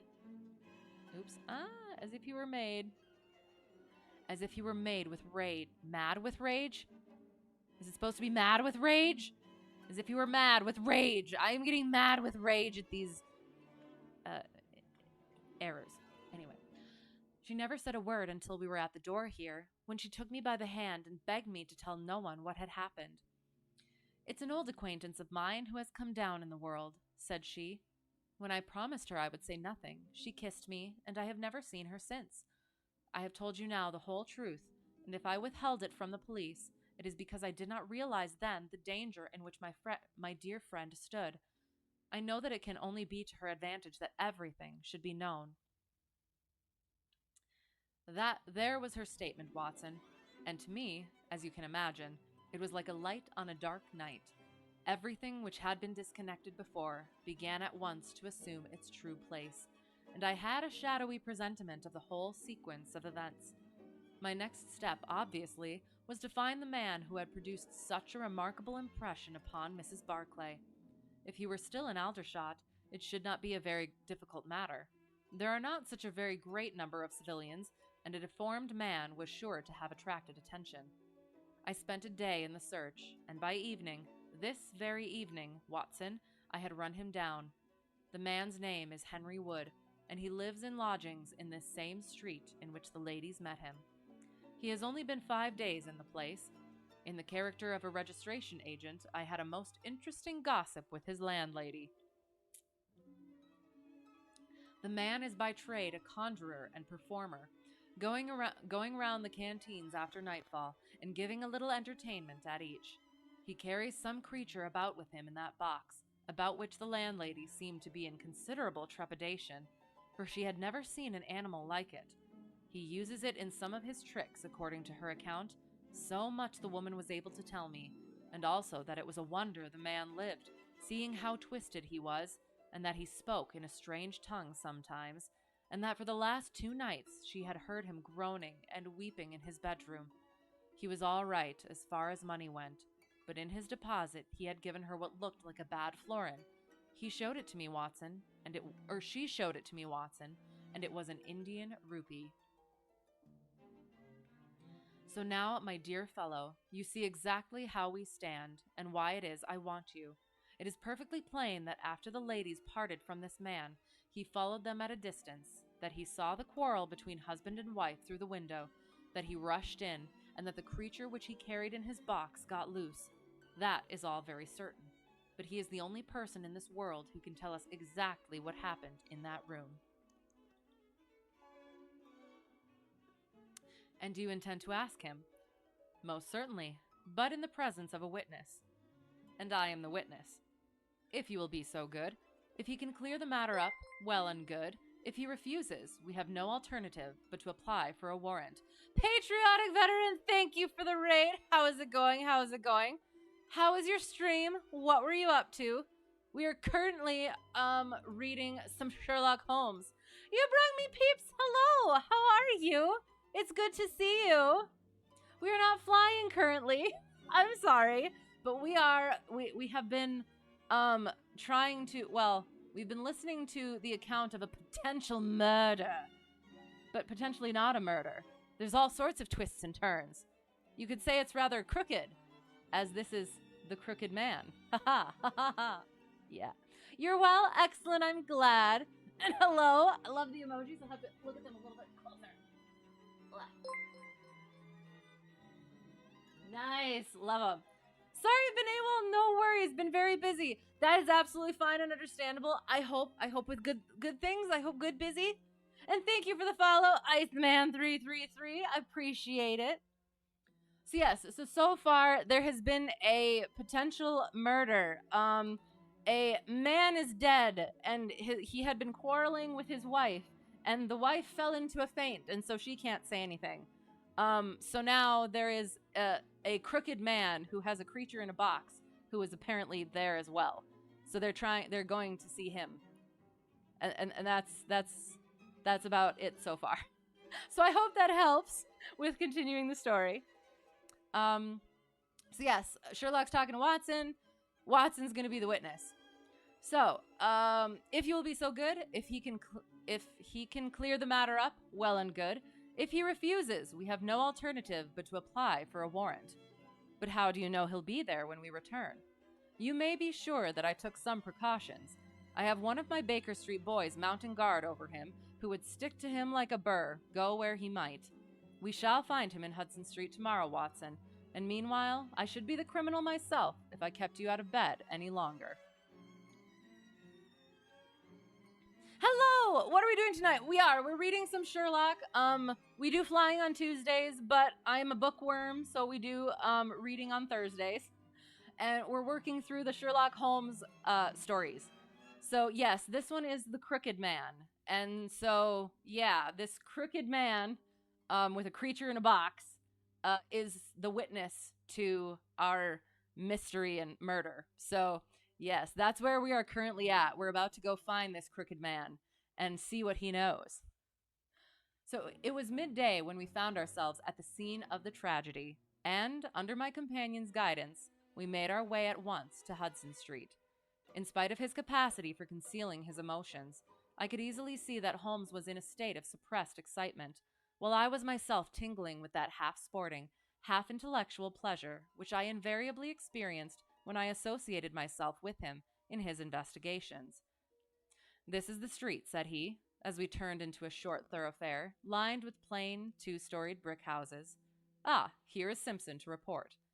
"He's in all right, Mr. Holmes," cried a small street Arab, running up to us. "Hope this stream is better than the last one you watched." "Oh no, why?" "Cowboy fellow." "Why? What did he do?" And I hope it's good. It's a little different than my usual, but I appreciate y'all being cool with it, because books are my first love, so yeah, and planes are my recent love. But yes, I like to get me some fiction in my life. as I'm reading handbooks now at the moment. Good, Simpson, said Holmes, patting him on the head. Come along, Watson. This is the house. He sent in his card with a message that he had come on important business, and a moment later we were face to face with the man whom we had come to see. In spite of the warm weather, he was crouching over a fire, and the little room was like an oven. The man sat all twisted and huddled in his chair, in a way which gave an indescribable impression of deformity. But the face which he turned towards us, though worn and swarthy, must at some time have been remarkable for its beauty.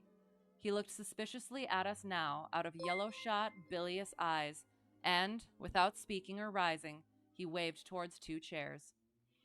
Mr. Henry Wood, late of India, I believe, said Holmes affably. I've come over this little matter of Colonel Barclay's death. What should I know about that? That's what I want to ascertain. You know, I suppose, that unless the matter is cleared up, Mrs. Barclay, who is an old friend of yours, will in all probability be tried for murder. Okay. He's terrible. But what? Is that a chicken? Tis a chicken. Chicken is my mic stand. He is my co-pilot. And when we read spooky stuff, he is my security chicken. So yes, he's I love my chicken. He's very squat and fat and has cute little wings. So Cowboy's my best love. Thank you for the follow, Patriot View. I appreciate it. And again, yes, so I do. I am a pilot in real life. I'm in training to be an instructor. So we do the flying streams, which I assume is what you all are coming from. But yes, I also do this as well. You have an emotional support chicken. Aren't they the best? An 8-piece. He's an 8-piece and comes with a biscuit. Sounds delicious, and now I'm hungry. You have 29 of them. Nice. Yes, and they are roaming around the yard, eating grass and bugs, and enjoying life.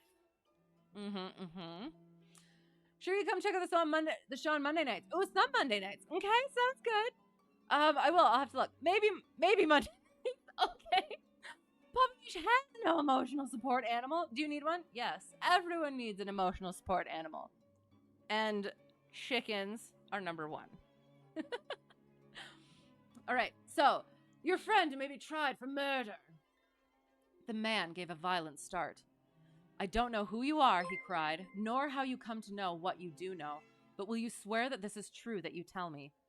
Why, they are only waiting for her to come to her senses to arrest her. My God, are you in the police yourself? No. What business is it of yours, then? It's every man's business to see justice done. You can take my word that she is innocent. Then you are guilty. No, I am not. Who killed Colonel James Barclay, then? It was a just providence that killed him. But mind you this, that if I had knocked his brains out, as it was in my heart to do, he would have no more than his due from my hands. If his own guilty conscience had not struck him down, it is likely enough that I might have had his blood upon my soul. You want me to tell the story? Well, I don't know why I shouldn't, for there's no cause for me to be ashamed of it. You came from Truck Sim. Excellent. Okay, join you sometime. Okay, sounds good. I haven't gotten into the Truck Sim stuff, but that sounds cool. I assume it's just like airplane sim, but like with trucks. Yeah. Thank you for the follow, patriotic veteran. But in trucks, exactly. And trucks are also cool. Yes, we have the only truck that I am very familiar with is the fuel truck at my home airport. And it was funny because I haven't been to my home airport in a while. I've been flying out of my commercial instructor's airport. And so I went to go fly that airplane, and the owner came out and chatted with me, and he actually asked me, like, you remember how it all works? And I was like, yes, I do. I'm very familiar with the old fuel truck. Yeah, it's awesome. And you drive from Alaska to Mexico and across the US. So how do you decide where to go? Just like in the moment, or do you have like specific like routes from the beginning? Way more customizable. Ooh, okay, cool. And they support VR. Oh, nice. Okay. Any paint you want? Any lights? Any loads, trailers, etc.? Anything. You even have a cat in your cab. Oh, he's a cat. That's so cute. Is it based off of a cat in real life? In the moment, okay? Sounds good. Depends on where you want to go. Fair enough. So do you have like a set like distance that you go in a time frame? Or do you like figure it out one day and then you do half of it and then like do the rest of it the next time? It does. It sounds like fun. Okay. It was in this way, sir. You see me now with my back like a camel and my ribs, sorry. It was in this way, sir. You see me now with my back like a camel and my ribs all awry. But there was a time when Corporal Henry Wood was the smartest man in the 117th foot. We were in India then, in cantonments, at a place we'll call Bertie. Barclay, who died the other day, was sergeant in the same company as myself, and the belle of the regiment, aye, and the finest girl that ever had the breath of life between her lips, was Nancy Devoy, the daughter of the color sergeant. There were 2 men that loved her, and 1 that she loved, and you'll smile when you look at this poor thing huddled before the fire and hear me say that it was for my good looks that she loved me. Well, though I had her heart, her father was set upon her marrying Barclay.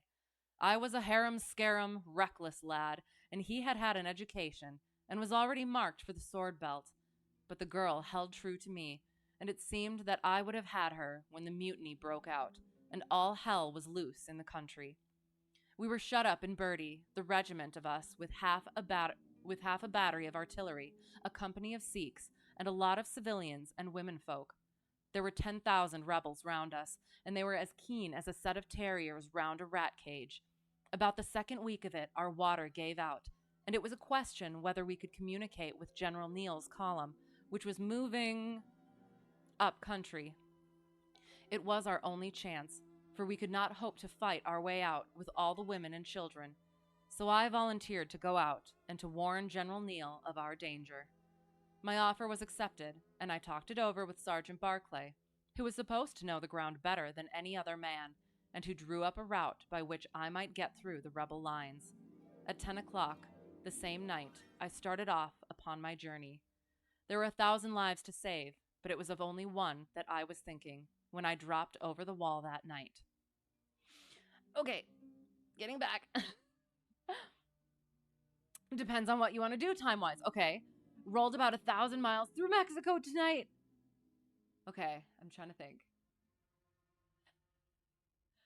60 miles an hour. That's a lot of miles. In American Truck Sim, okay. Time is 2 times normal speed in town. Okay, and 20 times normal speed out on the highway. Alrighty, so it doesn't take long to get from city to city. Okay, that sounds good. I was concerned for a second. You went from Nashville to West Mexico today. Nice. Okay. Took 6 hours. Still a long time. Amazing. Very cool though. That sounds like a fun time. Have a good night. Sounds good. Give you a follow and come hang out on Monday. I will. Sounds good. Cool. You have a good night as well. Thanks for being here. And yeah, have a good night and a great, today's Thursday, right? Have a good Friday and weekend and stuff. So yeah, all the good things. My way down. Okay. My way ran down a dried up watercourse, which we hoped would screen me from the enemy's sentries. But as I crept round the corner of it, I walked right into 6 of them, who were crouching down in the dark, waiting for me. In an instant, I was stunned with a blow and bound hand and foot. But the real blow was to my heart, and not to my head, for as I came to and listened to as much as I could understand of their talk, I heard enough to tell me that my comrade, the very man who had arranged the way that I was to take, had betrayed me by means of a native servant into the hands of the enemy. Well, there's no need for me to dwell on that part of it. You know now what James Barclay was capable of. Bertie was relieved by Neil next day, but the rebels took me away with them in their retreat. And it was many a long year before ever I saw a white face again. I was tortured and tried to get away, and was captured and tortured again. You can see for yourselves the state in which I was left. Some of them that fled into Nepal took me with them, and then afterwards I was up past Darjeeling. The hill folk up there murdered the rebels who had me, and I became their slave for a time until I escaped. But instead of going south, I had to go north, until I found myself among the Afghans. There I wandered about for many a year, and at last came back to the Punjab, where I lived mostly among the natives and picked up a living by the conjuring tricks that I had learned. What use was it for me, a wretched cripple, to go back to England or to make myself known to my old comrades? Even my wish for revenge would not make me do that. I had rather that Nancy and my old pals should think of Harry Wood as having died with a straight back than see him living and crawling with a stick like a chimpanzee. They never doubted that I was dead, and I meant that they never should. I heard that Barclay had married Nancy, and that he was rising rapidly in the regiment, but even that did not make me speak. Also taking off sounds good. Hope you have a good stream. Thank you. Enjoy your night. Thank you. And again, thank you for the raid. Thanks for being here. And yeah, I look forward to checking you out. And I hope you have a good night as well. And also all the good things.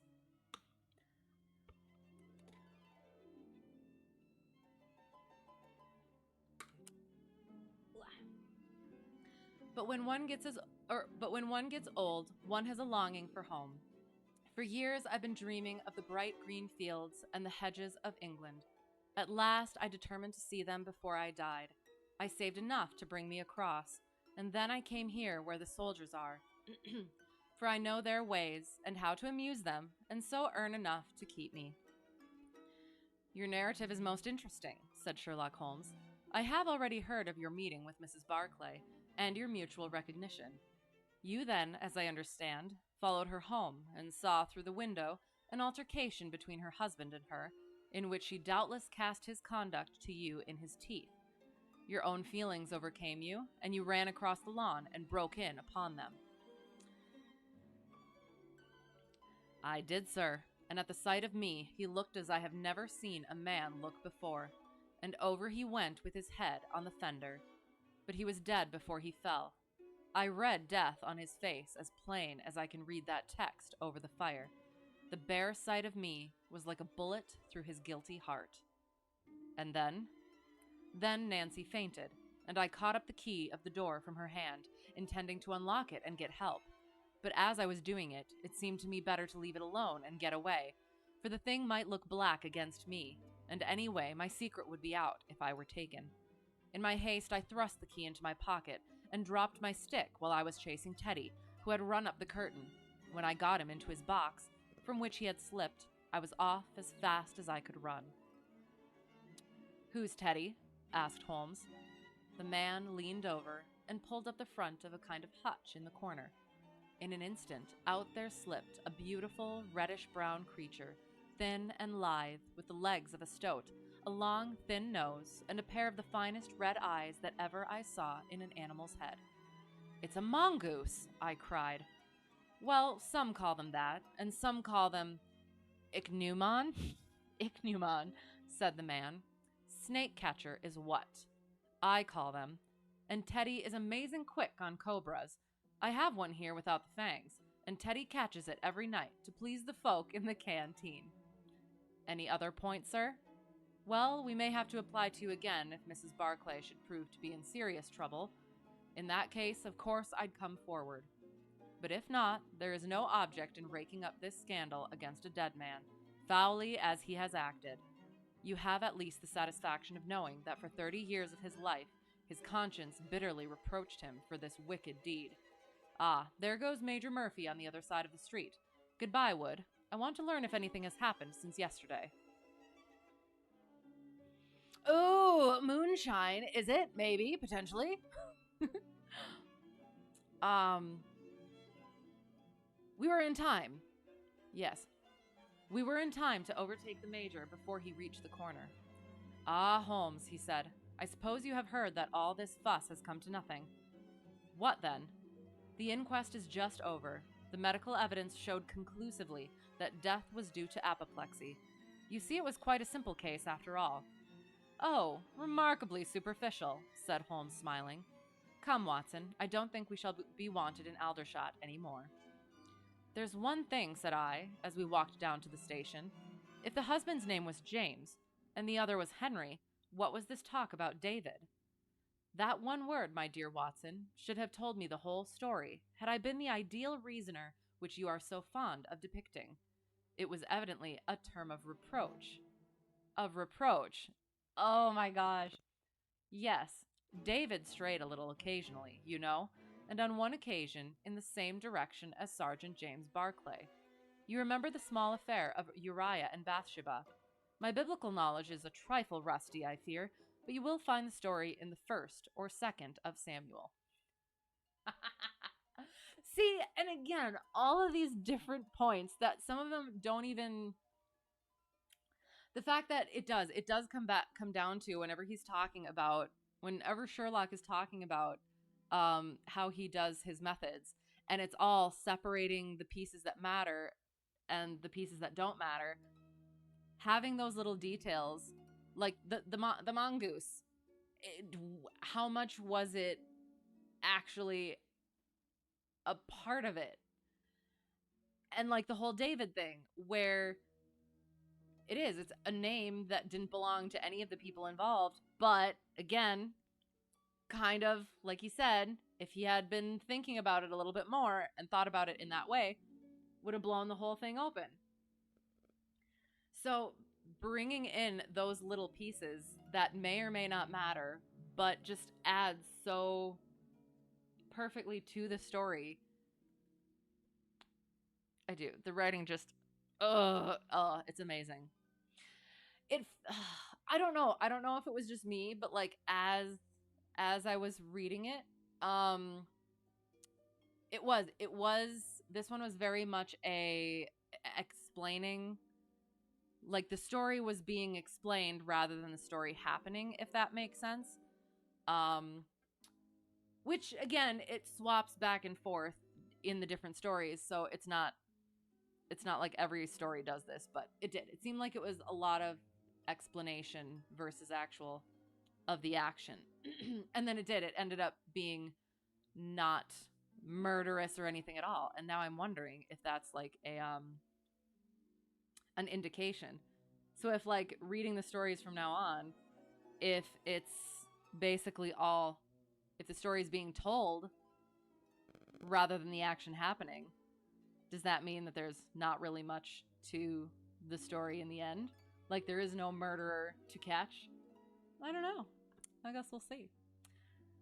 Do share? What do you mean? Oh, are you talking about my my secret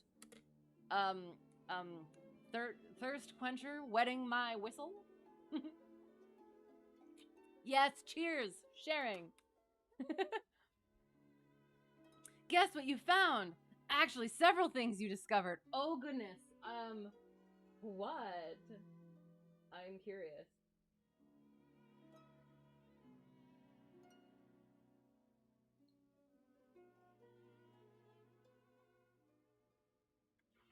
Yes. Well, what are we looking at?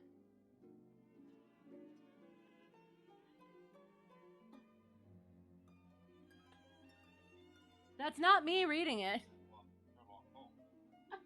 That's definitely not me reading it. Yes, I mean, I guess I can throw these out there. Like, I think these, what's the thing? I think this site has all of them on there. I think it even has like Count of Monte Cristo and stuff. This is a pretty good site for, that sort of stuff. So if you miss things, the one that you missed earlier was the Reigate Puzzle or the Reigate Squire, one of the two. But yes, then you do. Then you have the vocal and you have the textual. So, guess what? What? You're moving back to Missouri next month. Excellent. So, do you already have it planned and prepared and all of the things? And you looking forward to it? Ready for it?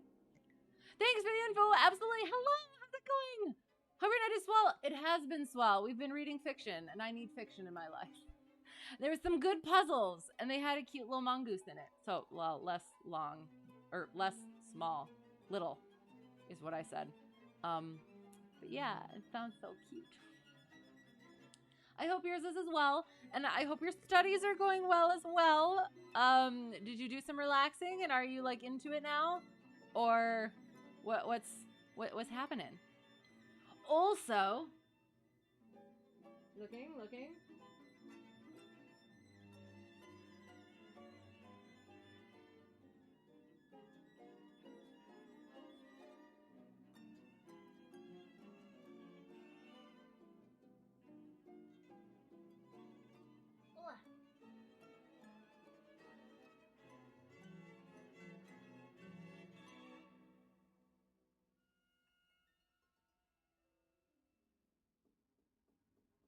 It sent me to an index, so I'm not sure which one I'm supposed to be looking at. But very cool. So I see in the URL, it's the radio ones. I still have not been able to listen to the radio things. I have it up. It's sitting up on my laptop, and I haven't been able to.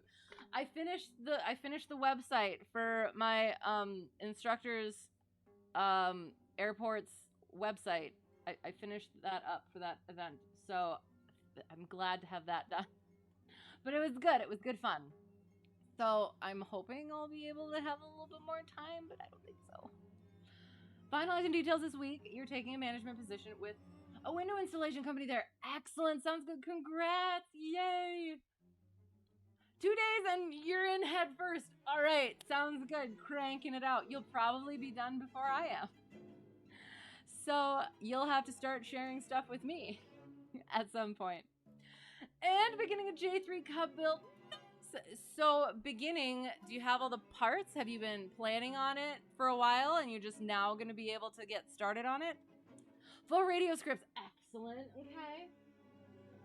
So so some of them I can listen to as well as see the scripts. Oh, that's so cool. Thank you. Are there specifically Holmes ones, or are you just showing me all that is available?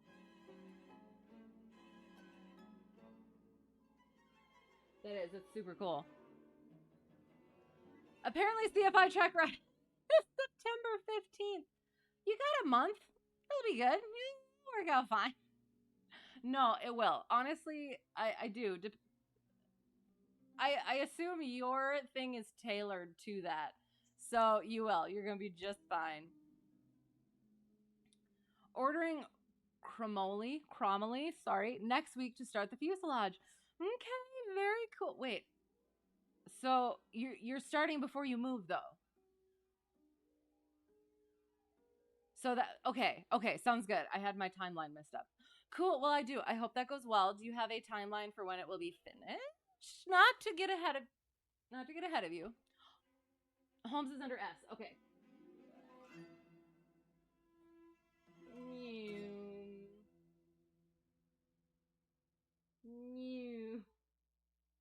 It's pretty down there.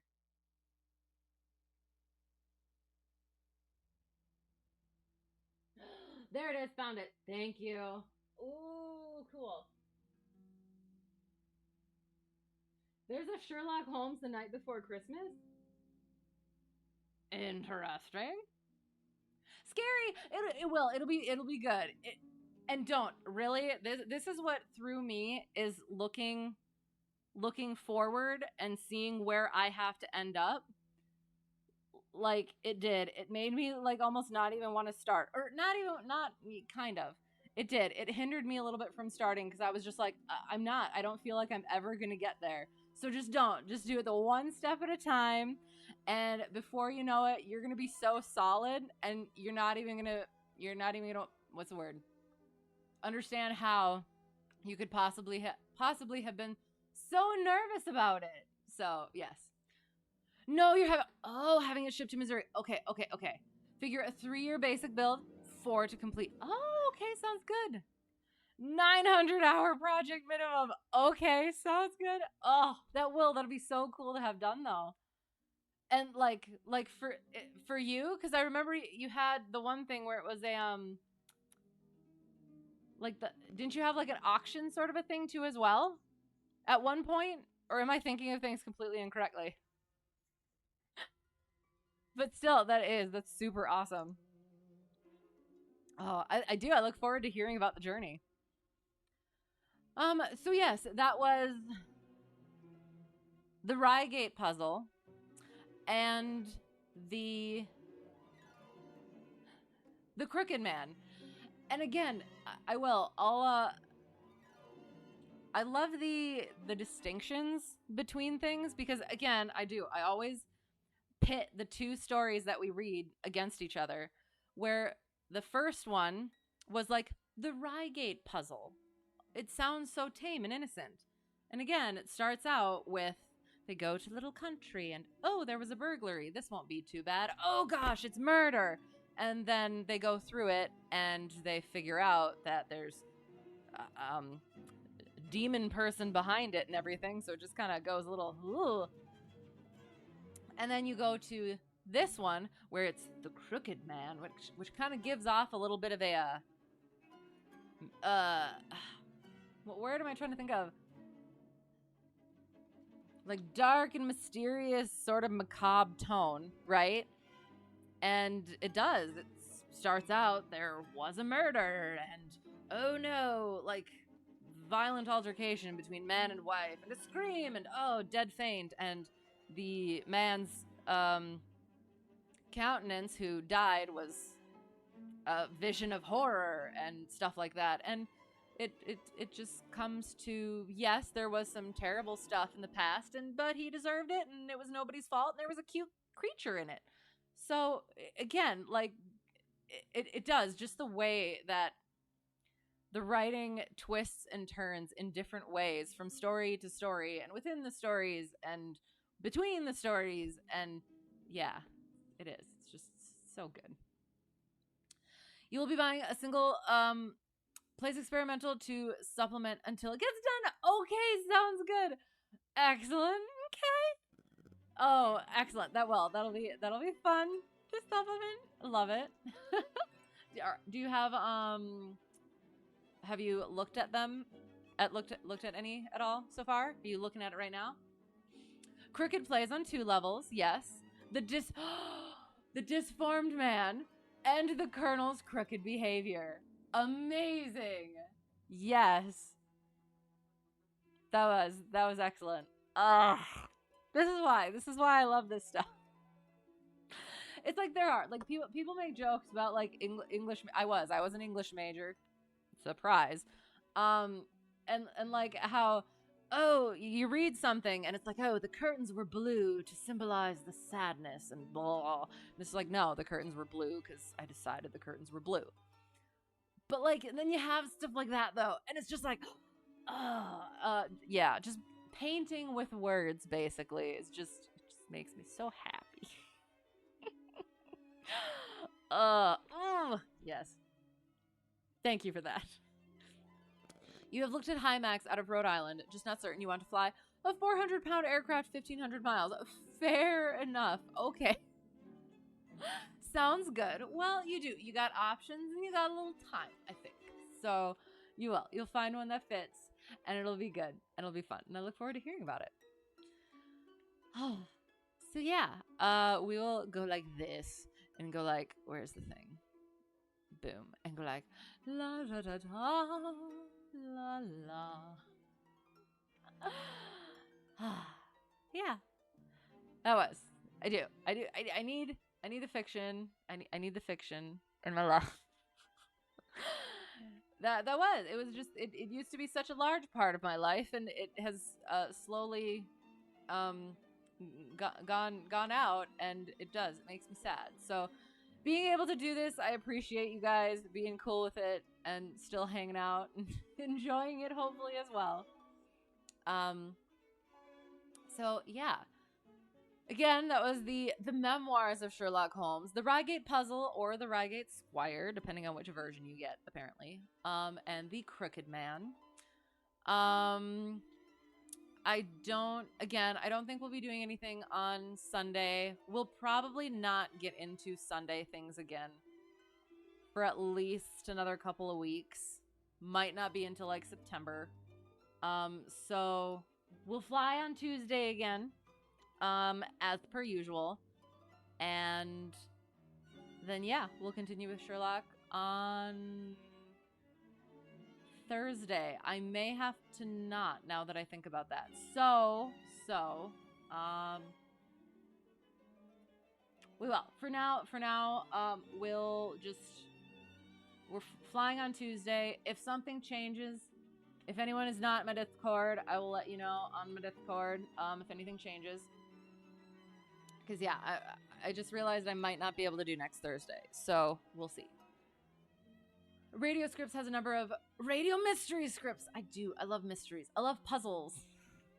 Because it's just like the pieces, they fit. They fit and they do the things. And it just makes a big thing. And it's, I don't know. It's just kind of my thing. The things. I'm so good with words. For someone who likes to read, I just apparently use very few words. Excellent. So I will. I'm going to keep that up as well. So that at some point I will be able to look at it.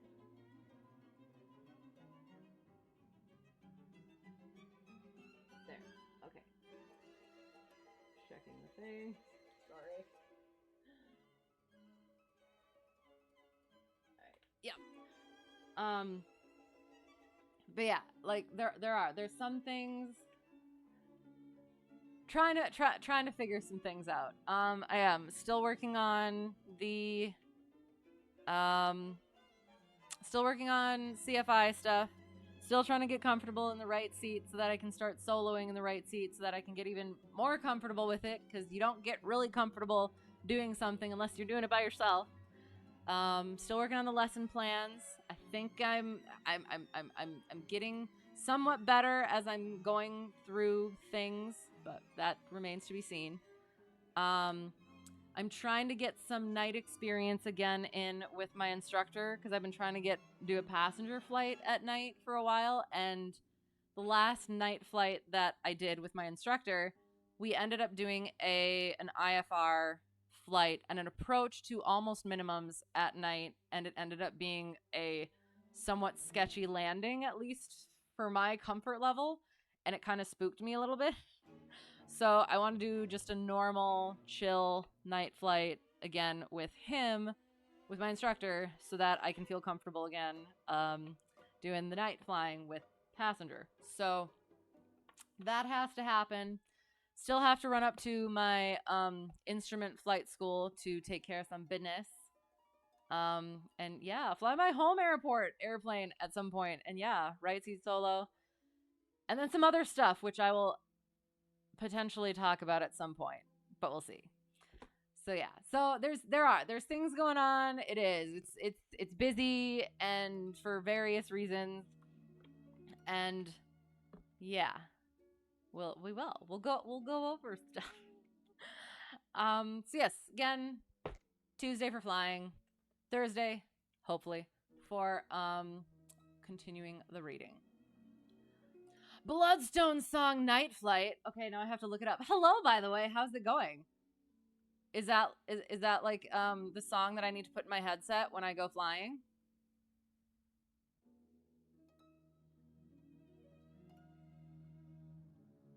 Because I totally will, maybe, unless I have to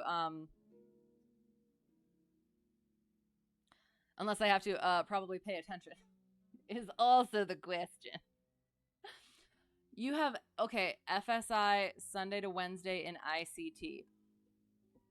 I understood everything except the acronym. So what does that mean? Things and stuff. I know, I am. Again, I do. It's just my own ability to express myself is in such contrast to what I read. It's like I can read the things, I can understand the things, but I cannot speak the things. It's some R&B. Cool. Excellent. I will look that up and I will check it out. Thank you. I always like finding new songs. Because I don't know if this is anything. I used to find all sorts of different songs that I would put on my playlist and I would listen to, and it would be like, oh, it'd be excellent. And like nowadays, I don't know if it's because I'm getting older. It's like I don't connect with songs the way that I used to. And I'm just like, oh no, I do. I feel like I'm getting old. Okay, FSI, flight safety, ICT, Wichita. Oh, okay. You have flight safety Sunday to Wednesday in Wichita. So what is that? Is it that's good, right? That's cool. That's gonna be. How does that work? Like, I don't know what that entails. Like, what is it for specifically? If I can ask. King Air refresher. Oh, okay, very cool. Okay, well, I hope that goes well, and I look forward to hearing about it. Yes, because yeah, I do. I like hearing the different things that can and that have to be done and accomplished for things. Gives me a better idea of what I can and should be doing with my life right now. More for insurance rates. Oh, okay, sounds good. Yeah, I still got to get into that sort of stuff. Oi. I just want to fly planes. Why can't we just fly planes? Fair enough. Fair enough. Ugh, paperwork and all that sort of stuff. Gross. But okay, fair. All right. So yeah. So I think we went over the schedule and stuff. So I think that's about it. And we'll call it. I know these tend to be shorter streams. The stories are fairly short. I'm not sure I'd want to do a third one though, because I don't know if you noticed my moonshine. Not moonshine, just water. It does. It takes a bit. It takes a bit out of me. So I babble even more than usual. Bloodstone also did Natural High. Loving you more till the day I die. Okay, I will look those both up. I appreciate it. Oop, okay. Keeping that. Oops. Gosh darn it. I have way too many tabs open. Hang on, let me delete a couple. There, okay.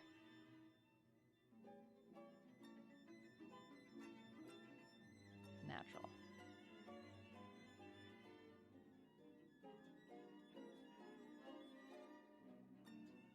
Gosh darn it. There we go. Perfect. Okay, thank you. It's a game. It's always a game, but I hate that though. I don't like. Again, for those of you who don't know, like I wanted to act. I was gonna be an actress for a long time, and eventually I realized the industry wasn't what I wanted to be a part of anymore. And once I decided that and got out of it, I was like, I could look back on it and look at it more, what's the word, with a more unbiased viewpoint, from a more unbiased viewpoint. And it's like, it's not, I don't like playing games. Why does it have to be that way? And maybe that's a bit of a childish way of looking at things, but yeah, like, yes, that is how it is. It is how it is, but it doesn't have to be. It is how it is, but it doesn't have, you know what I mean? I don't know. It just ticks me off. If everybody would just do with the, I don't know. 40 plus years of flying taught you the rules and how to navigate it. See, and that's, I don't know. I'm just like, I'm just so against it now though. And that's why I've liked the flying though, is that it has felt like less of a game than what I had been used to. So I don't know. Maybe it's just a different game. I just have to learn to play a different game. Maybe it's still a game, but it's one that I can be okay with playing then. We'll go with that. We'll go with that. Why can't it be a game? But it is. But it is a game. Ugh. I don't know. Again, so far, like the aviation stuff, I've been really happy with, and yeah. So yeah, yeah. It is a game, right? I don't know, but again, hopefully more of a instead of. Let me think. Okay, I'm gonna have to come up with this, like what a really good analogy for this.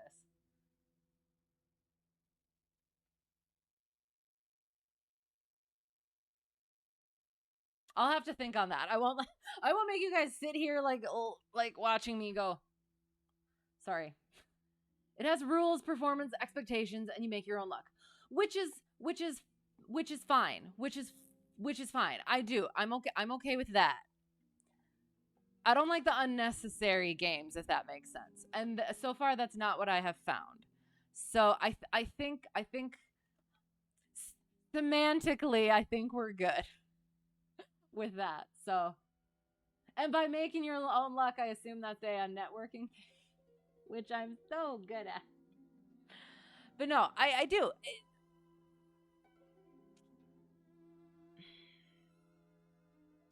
Where it's like, at least putting the work in makes a lot more of a difference.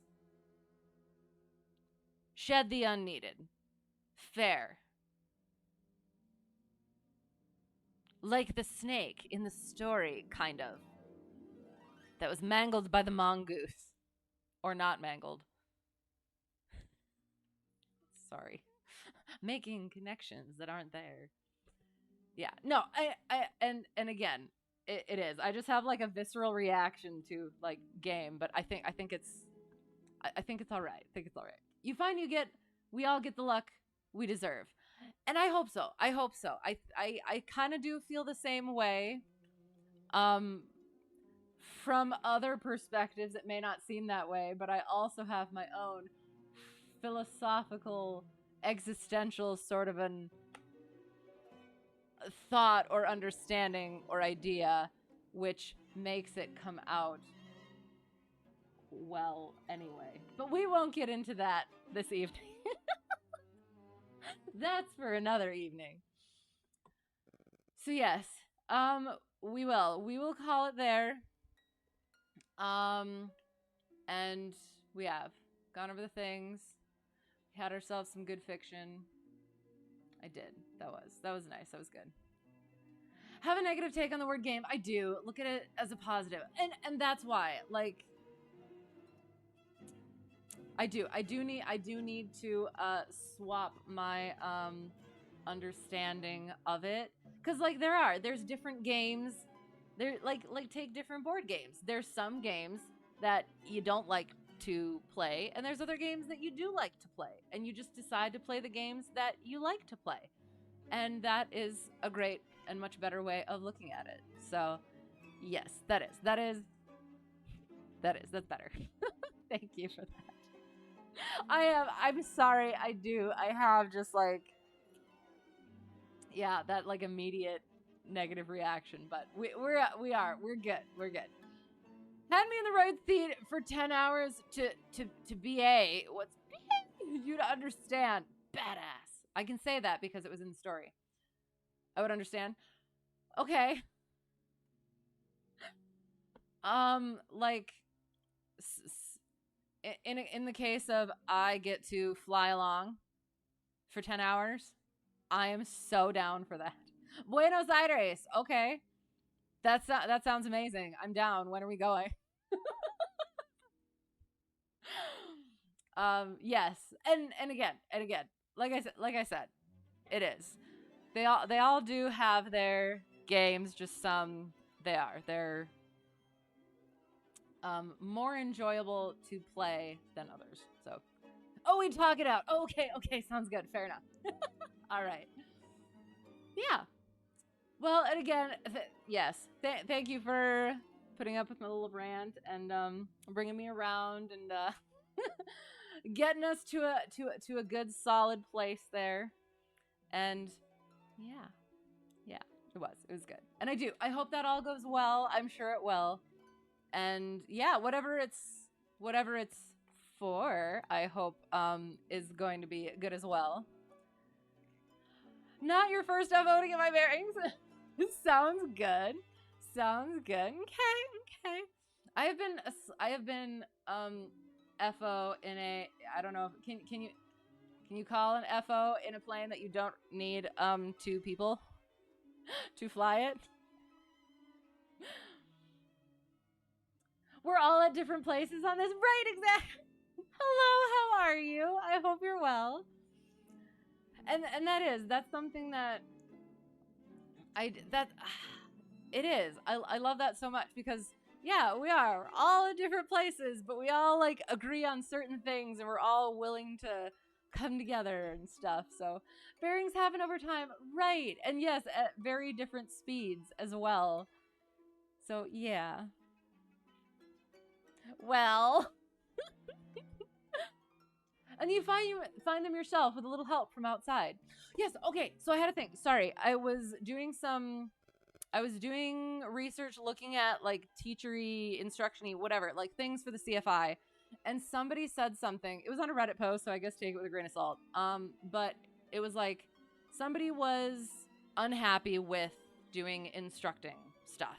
Like they have students that don't care about it, they don't come prepared, and they just don't seem to like give a dang. And somebody said, well, okay, you're not a teacher. So a teacher is the one that brings the knowledge. You are an instructor. You are someone who takes the knowledge that is already there, builds off of that, and fills in where necessary. And that is what like I am okay with. I don't want to be the one that's like specifically bringing the knowledge. I want to like give the homework and like have that independence, that independent learning happening over here. And then I just simply come in and help frame it and adjust it and build it. So it is. That's been, I don't know, thinking about it from the point of like, okay, let's say the student that I have has absolutely no knowledge. Trying to figure out how to do that and present that is just so weird to me, especially when my own experience with the flight training was doing the ground on my own, doing all that stuff outside of coming in for a lesson. So, yeah, I don't know. It is. There's just so many different avenues with this that I'm finding. And it's just, yeah, trying to figure out where I'm working, where I'm going to be working on it and working from it. And they don't depend on just one or two others. Lots of outside experience is needed, right? Because you have to like balance all of the different things because so many people do things so differently. And not that any of them are necessarily wrong. It's just that in regionally things are different. Airport to airport things are different. Just yeah, all sorts of different scenarios. There's different things that work better for each of these, and you get that from multiple different people, and then you can boil it down with yourself, which is going to work for me and which works in different circumstances. Yeah, it is. It's so interesting. It's a lot. It's so much, but it's been so much fun, and I do enjoy actually finding all those different avenues. So it gets to be a lot at times, but it is good. What was my take on the solo pilot meltdown? I felt so bad. Like I tried to put myself in the situation, and I would hope that I would not do that. I thought back again. I thought back to my own solo, and I definitely had certain feelings like that maybe, but for me personally, I have a thing of I know that I need to not freaking panic. So if something happens, I'm just going to focus on what I'm supposed to be doing. And if I feel the little panickings, gotta be like, no panickings, not now, and just focus on the stuff. Granted, the hyper focusing could be an issue as well, but it was. I definitely the go around thing could definitely be a thing, because that is one of my things. That was something that I was specifically taught to, like, not just the landings, but having the go arounds down. And something that from my own research as well, finding that when things go wrong with students, a lot of times is messing up a go around. So, like, accidentally yanking back on the yoke, retracting flaps too quickly. So, for me personally, I made sure that I was paying attention when I was doing the go around or a touch and go or something like that, that I was not dumping flaps. I was not yanking the nose back too much, that I was making sure that in that moment, I was doing what I was supposed to do. And I did. I ended up unintentionally practicing a bunch of go around solo when I couldn't figure out how to land with like a 6-knot crosswind over at a different airport, and then I came back and landed once. So I can definitely see how if that wasn't something that was, although like that just, it seems like it should be after landings, go around, and not even after landings, with landings, go arounds should be one of the big things that you know how to do. That's something that I'm not flying right seat solo until I am comfortable and confident that I can go around. Because if something goes wrong with my landings, I'm much more comfortable flying in the air than trying to get that thing on the ground.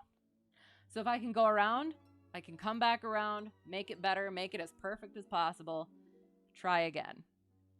So that is, it's just so important that, yeah, flying is always different. It is always the same, yet always different. Exactly. So confusing, but so interesting. Never gets old. And now look at it as the CFI who released the student. Right, and that's what okay. My thing is the opposite, is where I feel like I would wait too long to let a student go. So that's why, like, it would be so great to have context for that, because maybe it was just the perfect student, and something just, like, yeah, snapped. And yeah, maybe they hadn't practiced.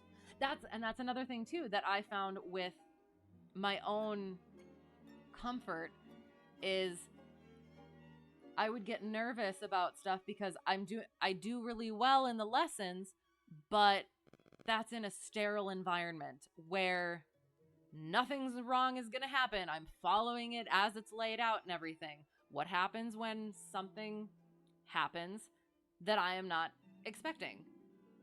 So yeah, so that I would like to understand whether that had been a focus at all in their training. Such an interesting video, right? Many people on YouTube commenting different things. Yeah, just imagine everyone had a good, honest debrief after that. Yes, and can move forward in the way that is safest for everyone. I would hope so. Because there were certain things said, that you hope that it was just the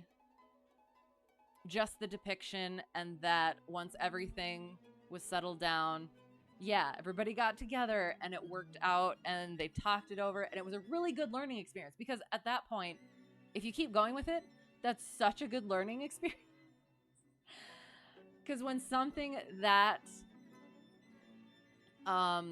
potent happens, it's the best way. It's the best way to learn. Because, like, oh god, I don't even want to say this because I don't want to frickin' jinx myself. I have not yet been in. I've not yet been involved in an actual, like, full out emergency. Knock on all the freaking wood. And then there's other people who have had a variety of different emergencies, and they do it, they get through it, and they know that they can handle it. So it's like, yeah, you don't want the emergencies to happen, but it also does kind of really throw you in there where you have to be able to handle it. So once you do, you learn from it. You're way better prepared for next time. Not only doing the GA, but when to make that call. Right. And I guess I would have to listen to it again to, like, kind of, I don't know, try and figure out, because did they actually... I can't remember, like, what all of this actual facts that came from that were. Because was it like gusty or something and she bounced it? A lot in that video that one could break down: the readiness, going around, decision and timing thereof, the CFI, etc., etc. Right. I'm hoping, because sometimes you get in the comments people who are like, oh, I know this story, whether or not it's true, like, can take it or leave it. But yeah, just to, if there was like more context, just to be able to understand it from all of the different perspectives, from student perspective, from ATC perspective, from CFI perspective, like all of it. And the only time you felt discomfort in all of flying career was 9/11. Right. Never trained for that. Right. And that's like top where that is. That shows like what you are, what you're made of. So that's insane. And the video started after the GA, so we don't know. Right, exactly. So, yeah, because I mean, it is like, I feel like, I don't know if it's just I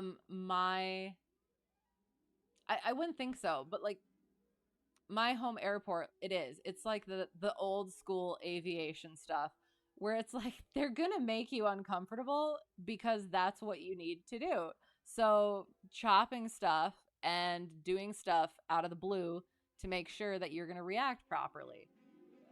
So I don't know. And I don't know. You've seen the memes where it's like the part 61 versus 141.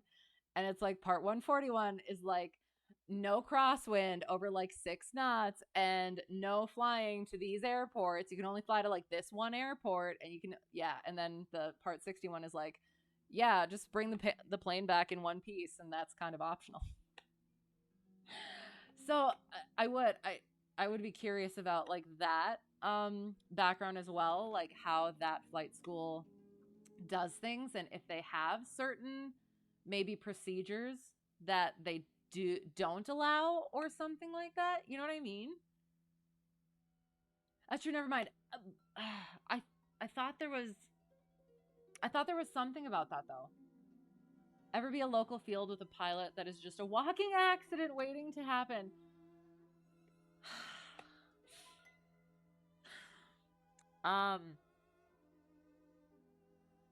There is a pilot who I am buddies with, who owns his own plane, lives near my airport, like just right across the way. And he is an older gentleman who has been in a variety of accidents, apparently. But yeah, I don't know. He's the sweetest thing, but I have heard from my instructor that it would potentially maybe not be that great of a idea to fly with, which I feel bad about because he owns a Skywagon and I want to go in his Skywagon. I think, hang on, or it's just a 182. If that's the same as a Skywagon, I don't know. Thank you for the follow, Adam Rasty. We're chatting about flying stuff with Sherlock on the screen, but these are our two contrasting things that go together. So I appreciate you being here and enjoying the conversation. So yeah, so So that is something that does come into play, because I've jumped into planes with other people, but they've only been instructors. Like, my instructors have a like flight that they're taking, and I'm allowed to go in. So, I mean, as aviation people, we want to go fly in the planes, right?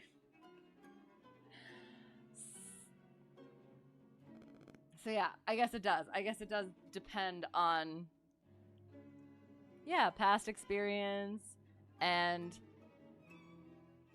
if you get in the plane, whether or not they did a pre-flight and ran the checklist, that might be an indication. So yeah, I assume, have you been in that sort of a situation? Have you noticed that?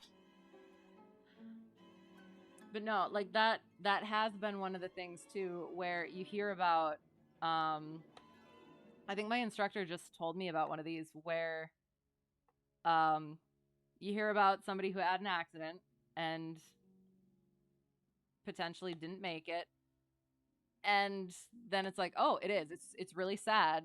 And then you also hear like, well, that was kind of assumed to, it was only a matter of time, which is really sad. Like that makes it even more sad, because what do you do? What can you do in that situation?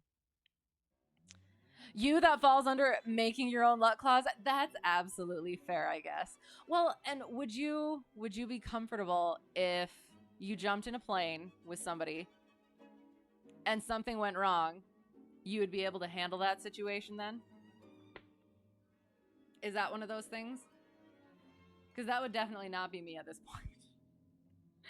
I could not handle, like, if I had to, I would try, but would I be able to? Questionable. So, yeah. I don't know, it is. There's so many different sides of things, and it is. It's fun navigating it. Sometimes it can be a little bit overwhelming and concerning at times, but just the nature of what we're in. Depends on the plane, but you can think you can land anything in one piece. See, I want to get to that level. That's, yes, that's awesome. Yeah, someday. I'm trying to think of, like, something really out there. Like a glider or a rotorcraft. 23K plus hours helps. I'm sure it does. I'm sure it does. I'm so, what's the word? I'm so impatient though. But that's awesome. Someday I'll be able to say that. Okay, I'm sorry. I've just been having a great time chatting with y'all. And I love the different conversations and being able to talk over this stuff with different people and get different perspectives. I do. I appreciate it so much, because it does.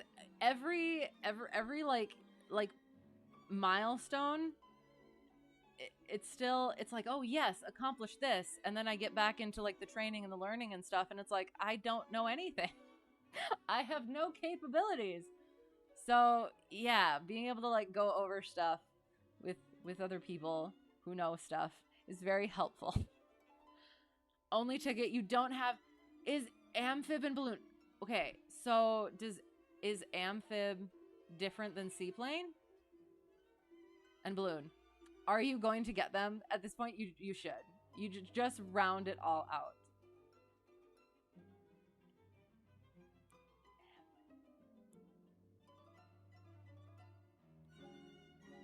Because how much does it take to get amphib? You always go into anything knowing you are not the smartest person in the room. Okay, fair.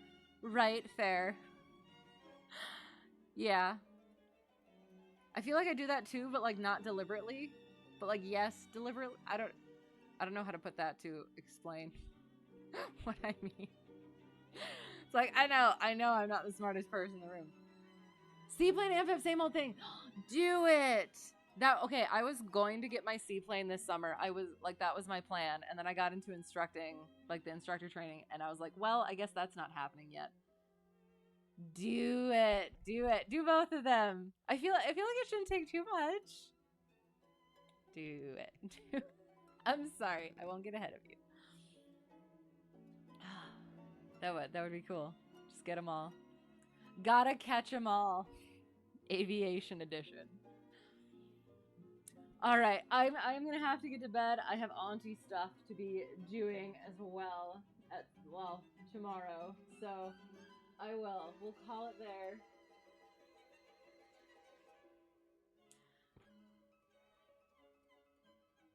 You know the best place to get a sailplane ticket in a week? Isn't there one in like Florida? I don't know where. Where? Is it at Oshkosh?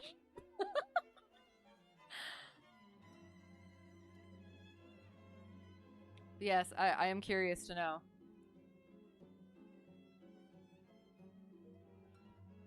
Because I'm. So we're doing instructing now. We're instructing now. We're gonna have CFI training now. Gonna get that hopefully sometime this fall. Beginning of winter? I don't know.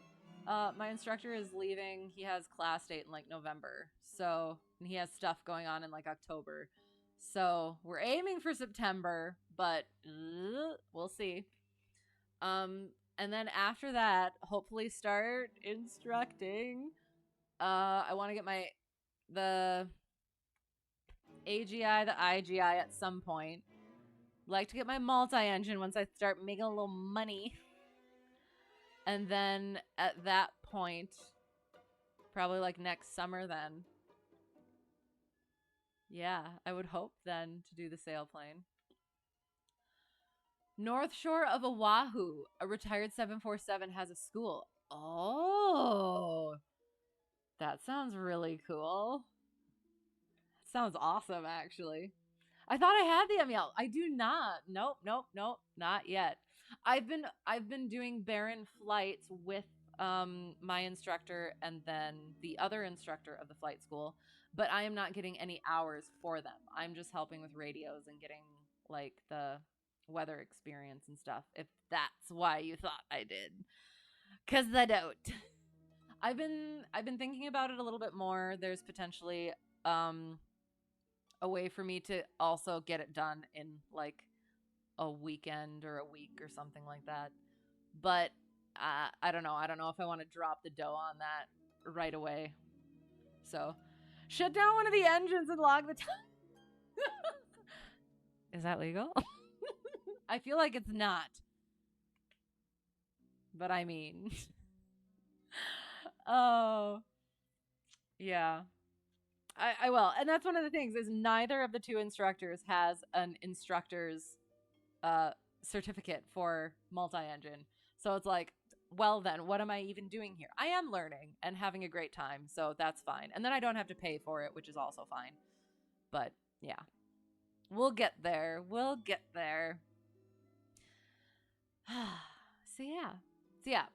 Again, flying on Tuesday. I think we'll continue with the IFR and VATSIM.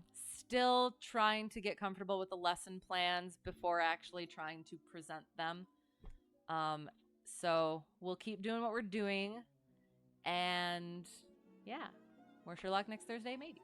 So talk later. You have FSI next week. Sounds good. And a pilot's reveal party next weekend. Oh, so are you flying for that? Is that what you mean? That'll be cool. And yes, I do. I hope that goes well. And I hope to hear about it. So yeah, to whoever got lost and found their way here or found their way back, thanks for being here and putting up with me and hopefully enjoying the story. And yeah, even if you're more into the aviation stuff, we appreciate you letting me do some fiction stuff. And yeah, if I've forgotten anything, brain is mush. So I'm sorry, I didn't mean to. And oh, she reveals Southwest Airlines or United Airlines. Oh, okay. Is this a new thing with pilots? Then that's funny. Is it like a big thing as well? Like they do the colors pop out of a box or something, or might as well use an airplane for it. That's so funny. Very cool. Well, yes, I hope to hear about that as well. 2 hats. Oh, cute. Okay. I like that. I like that a lot. Very fun. Well, I do. Hope to hear about it, and I hope all of that goes well. Good luck on the FSI. And yeah, I am. I'm sure it's gonna go fine. But yeah. Well, that'll be good. Yeah. It's so late. I'm sorry. I'm so tired. My brain is not functioning anymore. So yeah, and all the good things. Thank you. Hang on. I forgot to do the. Oop. Thank you for the raid, patriotic veteran and CIA cowboy, for bringing him in. Appreciate it. Thank you for the follows. And yeah, again, as always, thank you all for being here and chatting with me. And yeah, hopefully having a good time. So if it's always fun, okay, just another game. A good game. Like Uno or Clue. Okay. Sounds good. Well, yes, I'm glad it's going to be fun then. Yeah, and all the good things. Have a great whatever it's going to be for you. And again, it's Thursday, so have a great Friday. Have a great weekend. And yeah, hope to see y'all again soon. Good night. And until next time, all the good things. Thank you. And bye.